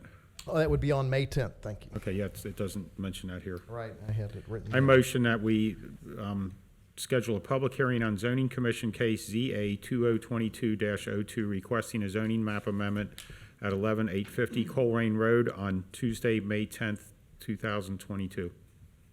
Second. And that would be at 7 p.m. is when we typically schedule those, even though they don't start at They don't 7. start at 7. But if you But the want to zone be here, change- yes, sir. if you want to be here for that, be here by 7 o'clock. But the zone changes for a reduction in, it was B, what was it, B? I'm sorry, yep, I did have And that it's there. going, he wants a residential. From B3 to R2. So which is in business to a residential, so it's nothing. All right, so we have a motion and a second to schedule the public hearing on May 10th, 2022 at 7 p.m. Any other questions, comments, discussion? Nope. We will call the question. Mr. Ms. Baker? Ulrich? Yes. Ms. Strunger? Yes. Mr. Waller? Yes. So that sets this hearing on May 10th, 2022 at 7 p.m. for the zoning map amendment at 11850 Colerain Road. Next item, please, Mr. Miller. All right. For the next 6 motions, we're requesting that the Board of Trustees schedule public hearings on the demolition of the 6 blighted properties. Notices have been mailed by certified mail to each owner and lien holders, advising of their opportunity to testify at a May 10th public hearing. And as noted in prior meeting, we are still awaiting final word from our partners at the Port Authority on the matching funds for this program, but we are hopeful it will all follow as planned. So the first item was a motion requesting that the Board of Trustees schedule a public hearing on the demolition of 9929 Capstan Drive on May the 10th, 2022 at 7 p.m. And we recommend adoption of the motion. I motion that we schedule a public hearing on the demolition of 9929 Capstan Drive on May 10th, 2022 at 7 o'clock. I second. All right, comments, questions, concerns? Long overdue. All right, Mr. Baker. Ms. Ulrich? Yes. Ms. Strunger? Yes. Mr. Waller? Yes, so that then sets a public hearing at 9929 Capstan Drive on May 10th, 2022 at 7 p.m. And as Mr. Unger pointed out, obviously these can't run at the same time. We set them up at the beginning of the meeting, so that's kind of an estimate, but be here at 7. Next item, please, Mr. Miller. Next item is a motion requesting the Board of Trustees schedule a public hearing on the demolition of 7954 Harrison Avenue on May the 10th, 2022, and we recommend adoption of the motion. I motion that we schedule a public hearing on the demolition of 7954 Harrison Avenue on May 10th, 2022 at 7 o'clock. I second. Discussion? None. Mr. Baker? Ms. Ulrich? Yes. Mr. Unger? Yes. Mr. Waller? Yes, so that sets a hearing, again, on May 10th, 2022 at 7 p.m. for the demolition of 7954 Harrison Avenue. Mr. Miller?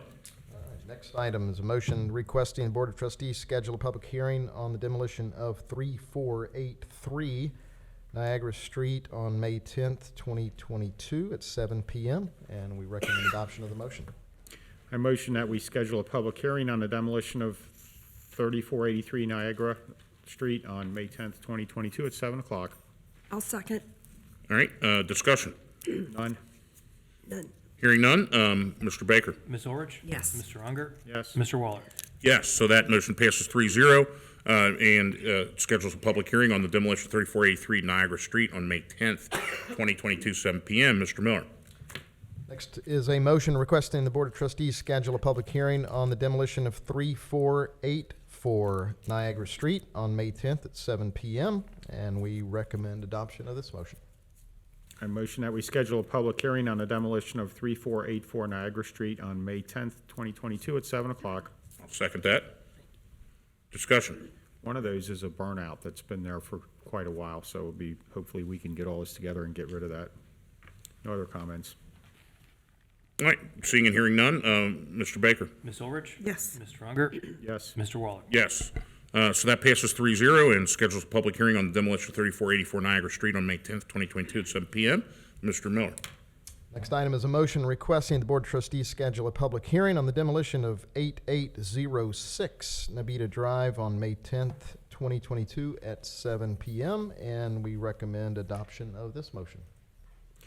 I motion that we schedule a public hearing on the demolition of 8806 Nabita Drive on May 10th, 2022 at 7 o'clock. I'll second. Discussion? None. Mr. Baker? Ms. Ulrich? Yes. Mr. Unger? Yes. Mr. Waller?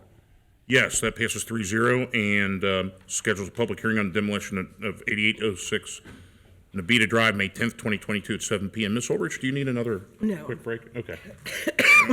Want you to Pass feel out and die. Yeah, That's okay. because we got other things to vote on. Yeah.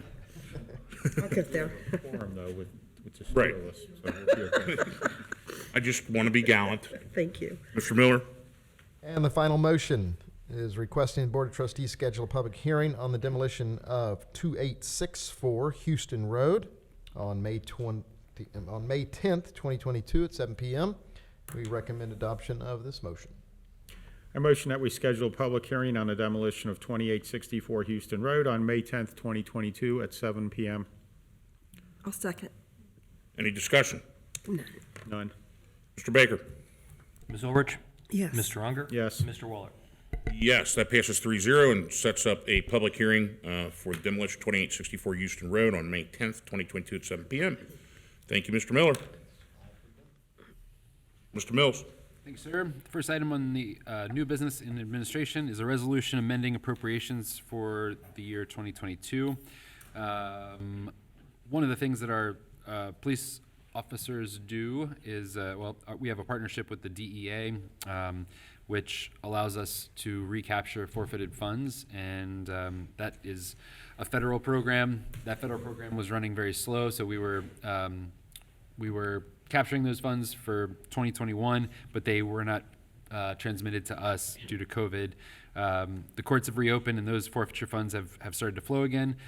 So this resolution increases the appropriations in Fund 2261, that's our law enforcement trust fund, from $116,650 to $250,649.09.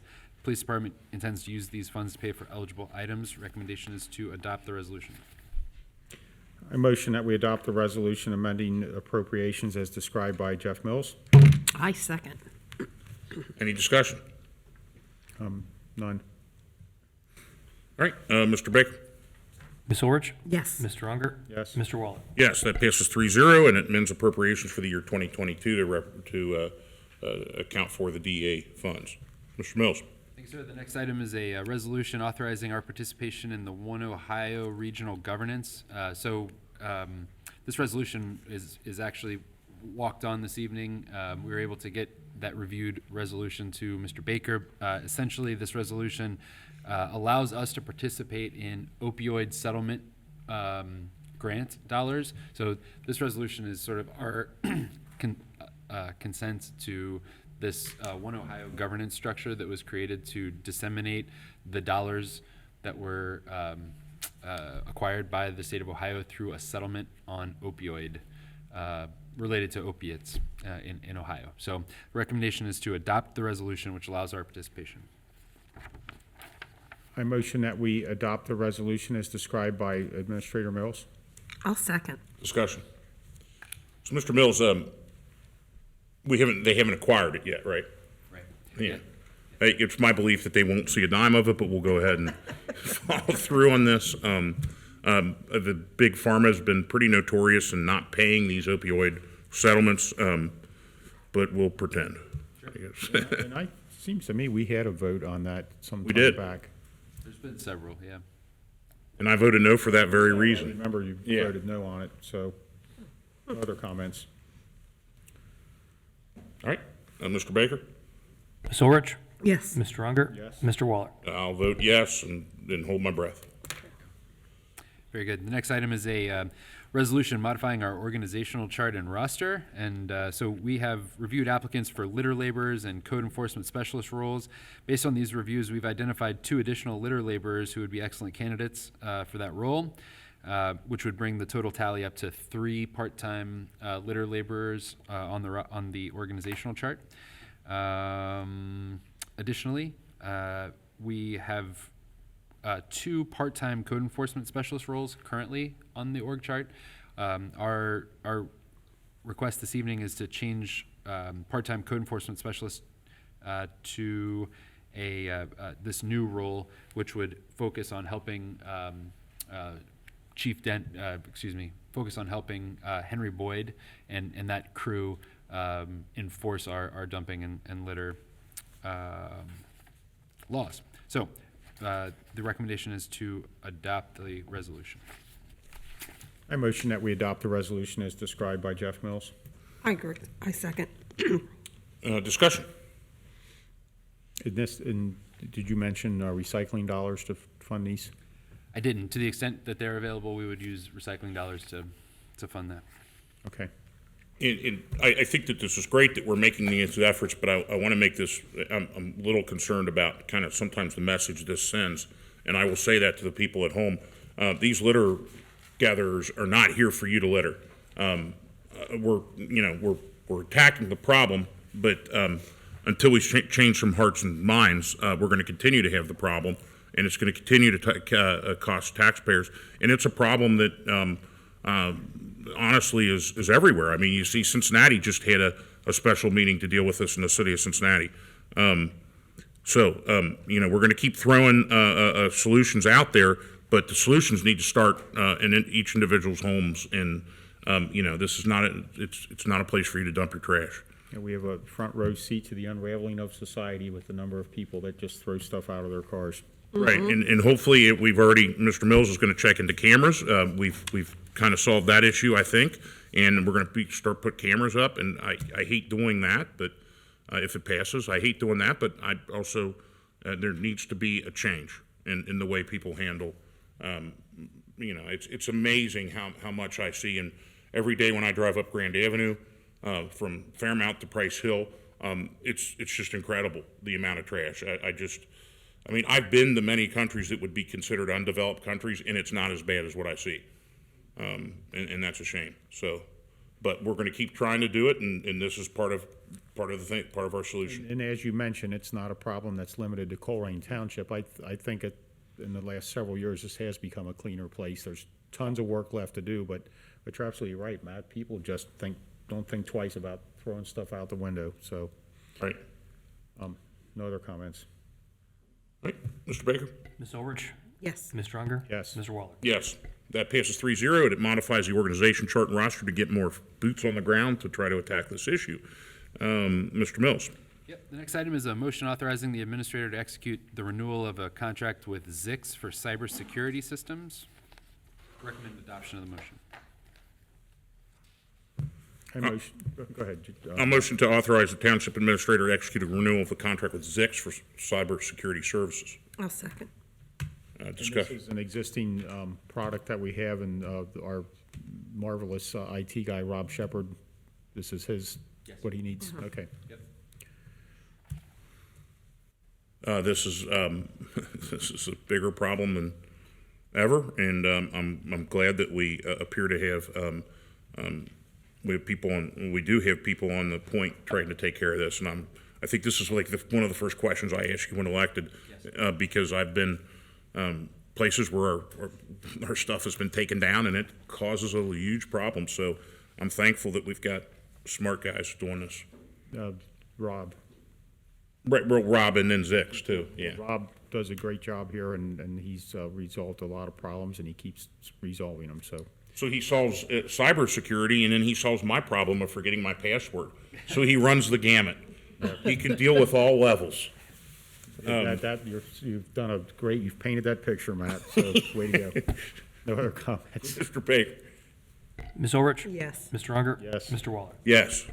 And continuing on the same theme, there's a motion authorizing, recommend adoption of a motion authorizing the administrator to execute a contract with a company called Know Before for cybersecurity services.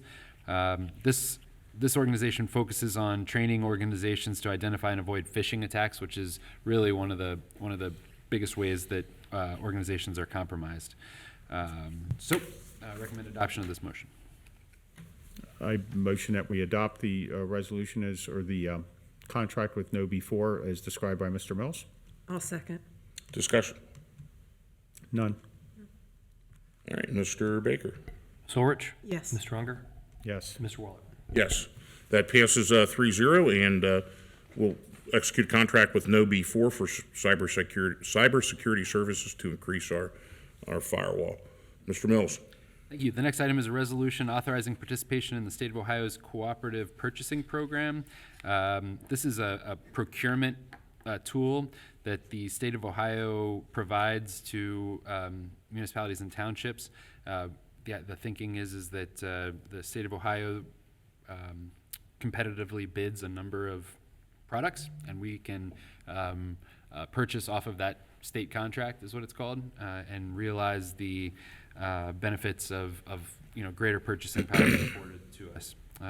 The cost to the township is $170 annually, and then that would allow us to purchase things off the state contract. So recommendation is to approve.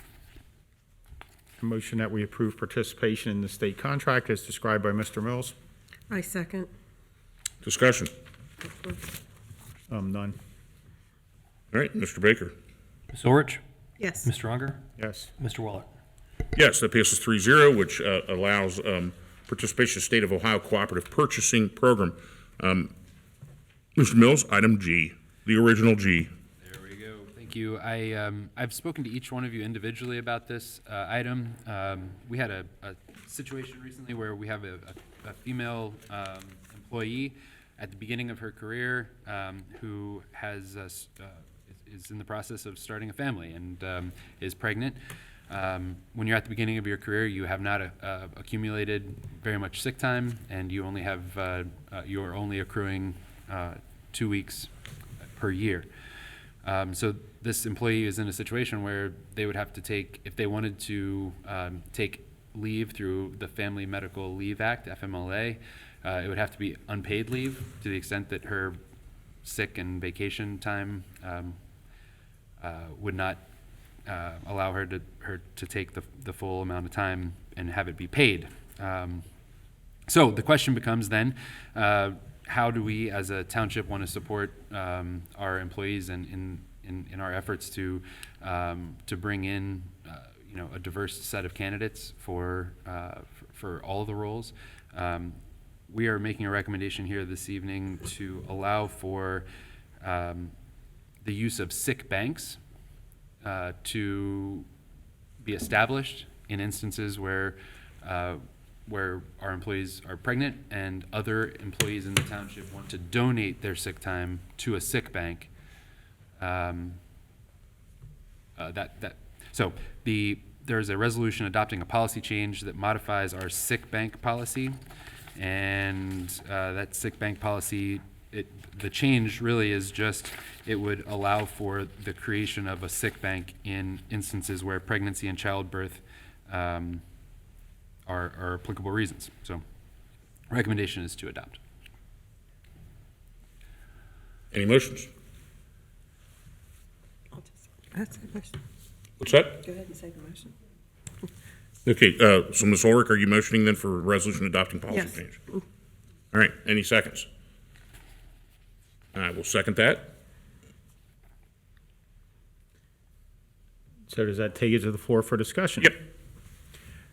I love babies. I'm all for having them. The way this change reads, it says pregnancy and childbirth are applicable reasons for the establishment of a sick leave bank for the individual giving birth to a child.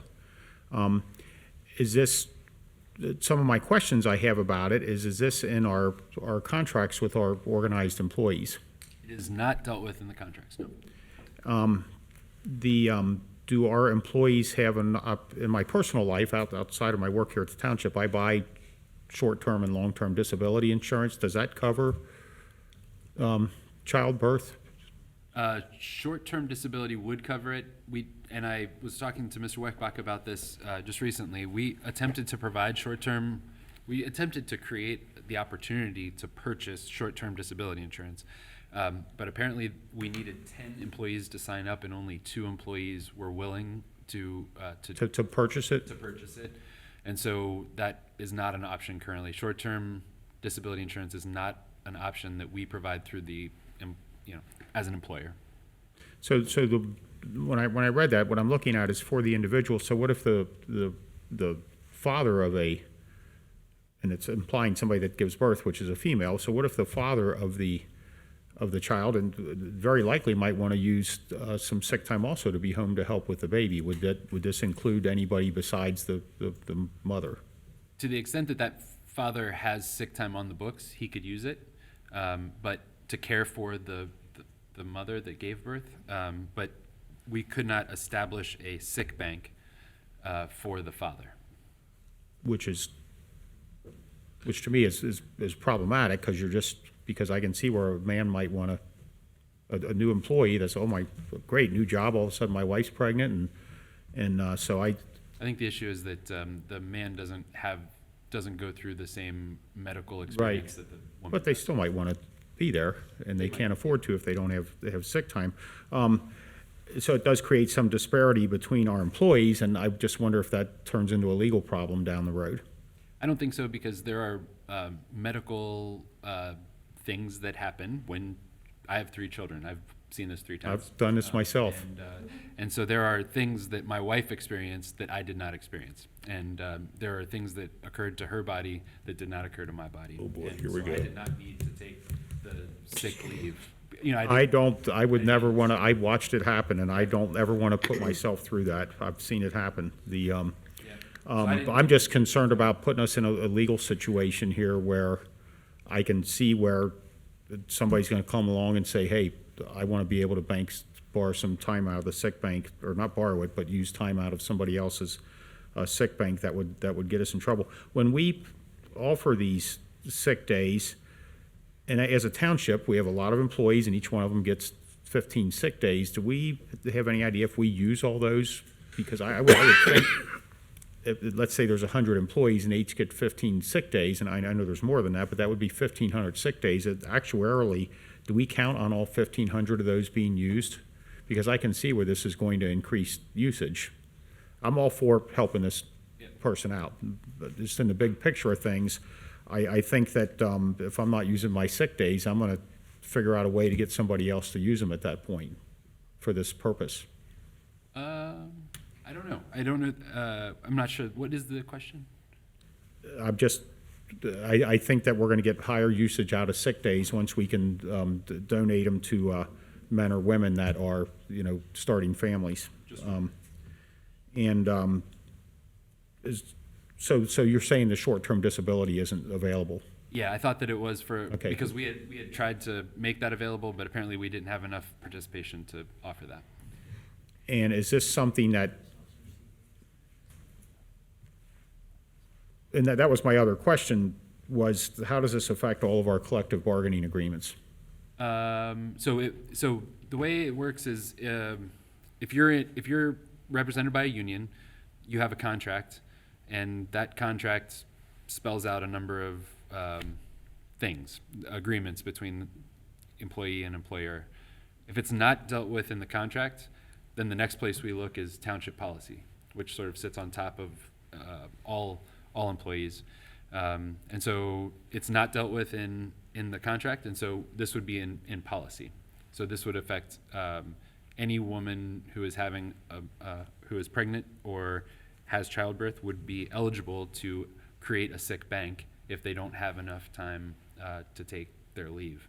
And that doesn't mean that they would get it. That just means that it would be created and that other employees would have the option to donate it if they wanted to. Because if I go right to you want to change item 1, so 1, 2, 3, when you get down to 4A, it says that you could already do this, but I guess you're just excluding an employee may receive donated sick leave upon request up to the number of the hours the employee is scheduled to work. So is this a full-time firefighter? Yes. So she would be eligible to receive, what is the work schedule for full-time? It's either 40 or 48 hours? I think it's 53 hours. 53, so she'd be eligible to receive 53 hours of sick time a week for as long as the donated days held out. FMLA. The FMLA period is 12 weeks. So it'd be 530, 600 and some hours if enough people donated. Yeah, my main concern is that it's limited to just that individual, and I can just see a legal problem with this down the road. I'm happy to hear other thoughts on it. I mean, I'm all for helping her out. Don't get me wrong. I've talked to different firefighters and policemen where they have donated their sick time for somebody that was going through a cancer and they Right, and that's already permitted in here. Yeah, so it warmed my heart that these firefighters are willing to donate some of their time to help this female out during her, time off. An alternative is to create a maternity leave policy, which would be paid maternity leave. Right. That's another alternative. But we were talking about that for negotiations for later, correct? Yeah. That's all stuff that needs to be in contracts for, part of the give and take of negotiating labor contracts. But it's not going to cost the township anything except. It's already on the books, so all this sick time is on the books anyway as Right. a liability, and this would just shuffle it from one person to another person. It would allow the opportunity for somebody to donate the time that they have accrued in their sick bank. It warmed my heart that they were willing to do this. Right, and that goes back to we're gonna get a lot more usage of people aren't using 100% of it. Some people never take a sick day, and how many can you cash out at the end of your career here? I don't have that. Like 200 hours or something? Is it? I don't have that in front of me. I can look it up though. Yeah, so whatever that number is, if I'm in excess of the number I'm allowed to leave with at retirement, I'm gonna give it away, and it's gonna get used by somebody, which is fine, but that's just, we need to figure that 100% of our sick time is going to be used as we make these changes, rather than 80% of it, or. Yeah, I don't think that this situation occurs so often that it would be. And I'm all for helping this person out, Yeah. don't get me wrong, and it's a difficult thing to argue against, but I'm just thinking it through. Where are we at 6 months from now with this, when some spouses or fathers come along and say, I don't have enough sick time, I want to take 12 weeks off, can somebody donate some time to me? Yeah, they would not be permitted to do that, and hopefully. Unless we come back and modify the policy again. My hope Well, that. they potentially under the FMLA they could, because if they had to that bad. Yeah, but I mean, if they don't have sick time, They could take sick time. they can use sick time, but let's say you burn through all your sick time. You use sick time typically in the CBAs. That burns through first if you're gonna have them. I hope that in 6 months that that we're able to attract more females into our police and fire departments as a result of this. I know we discussed this a couple times over the last few weeks, and those were just some thoughts I had about it. So I'm all for helping her out, but I'm just, 3 or 6 months from now, if this comes back and, wow, now we've got all these dads that want to use it too. Yeah, they would not be permitted as it's written. Unless we change it at the time. Okay. Any other comments? Discussion. Mr. Baker? Ms. Orich? Yes. Mr. Unger? Yes. Mr. Waller? Yes, that passes 3-0. This adopts a policy change that allows sick bank to be implemented for pregnancy issues. Number 10 is old business. We have no old business for you this evening. All right. Sir, why don't you take us through the consent items? All right. Okay, so the first item is a contract with Deer Park Roofing for the investigation of a roof leak at Station 102. I signed this contract in the amount of $1,500. The next item is a contract with Spring Grove Cremation Society for the purpose of an indigent burial. Township is responsible for burying those who have no next of kin or assets to handle that. The amount there is $795 for the indigent burial. The next item is a new hire. It's a police officer in the police department. A conditional offer of employment was extended to Jordan Mineking. The wage for this job is $32.69 per hour for 40 hours per week. Contingent upon your approval this evening, he'd be eligible to begin work tomorrow, April 13th, 2022. Next item is a new hire in the police department. It's a police officer. Conditional offer of employment was extended to Mr. Robert Bolt. Wage for this job is $32.69 per hour for 40 hours per week. Contingent upon your approval. Mr. Bolt would be eligible to begin work tomorrow, April 13th. Next item is a new hire in the public services, a series of new hires in the public services department.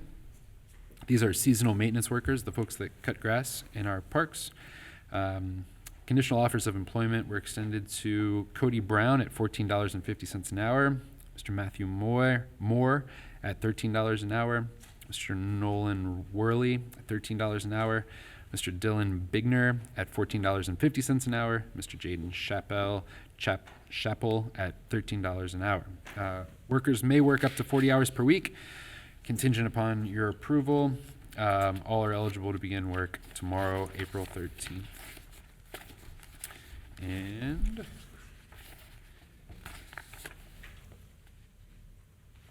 next item on the agenda is a new hire in the public services division. It's litter laborers. And we talked about this earlier. These positions were posted and we conducted interviews. Conditional offers of employment were extended to Mr. Rick Haas and Mr. Vince Bennett. The wage for this job is $15 an hour for 20 hours per week. Contingent upon your approval, they're eligible to begin work tomorrow. Next item is a new hire in the public services division, or public services department. It's the position of assistant summer camp director. Conditional offer of employment was extended to Ms. Rachel Aston. Wage for this job is $12 per hour for 20 hours per week. Contingent upon your approval, Ms. Aston would be eligible to begin work tomorrow, April 13th. Next item is a new hire. These are in the Department of Fire and EMS. These are our seasonal fire hydrant maintenance workers. Additional offers of employment were extended to Alex Allen, Shane McNally, Carson Settergren. The wage for this job is $11.33 per hour for no more than 30 hours per week. Contingent upon your approval, they'd be eligible to begin work April 17th of 2022. Next item is a new hire, and that is the executive assistant in the Department of Fire and EMS. conditional offer of employment was extended to Ms. Shannon Baker. The wage for this job is $63,000 per year. Contingent upon your approval, Ms. Baker would be eligible to begin work April 17th, 2022. Finally, there's a new hire in the administration department. That's the accounting specialist role. Conditional offer of employment was extended to Sabrina Thurman. Wage for this job is $27.88 per hour for 40 hours per week. Contingent upon your approval, Ms. Thurman would be eligible to begin work on the 13th of April, tomorrow. Recommend adoption of all items on the consent agenda. I motion that we approve the items on the consent agenda as described by Mr. Mills. I'll second. Any discussion? Not from me. Mr. Baker? Ms. Orich? Yes. Mr. Unger? Yes. Mr. Waller? Yes, so passing 3-0 is the contract with Deer Park Roofing, the contract with Spring Grove Cemetery, Spring Grove Cremation Society, new hire police officer, new new hire seasonal maintenance workers, new hire litter laborers, new hire assistant summer camp directors, new hire seasonal fire hydrant maintenance workers, new hire executive assistant department fire and EMS, and new hire accounting specialist administration. Those pass 3-0. Thank you, Board. Fiscal officer. Thank you, Board. I'll be brief. We have reached 111 public records requests so far this year. We fulfilled all but 13 of those, so we're staying on top of that. And then the month of February bank reconciliation and financial report was posted today. All the paperwork was signed. So, and I agree with Mr. Mills. Those things are, we do those things much faster than other municipalities do. That's all I have. Thank you. Mr. Mills, is there an executive session needed? Yes, sir. Mike? Mike? Please turn on your mic. Thank you. Given the late hour, I would say that let's move to go into I recommend that the board go into executive session in accordance with the Ohio Revised Code, Section 121.22G3, to discuss pending or imminent litigation with the township attorney. I move that we go into executive session for the reason described by Mr. Mills. I'll second that.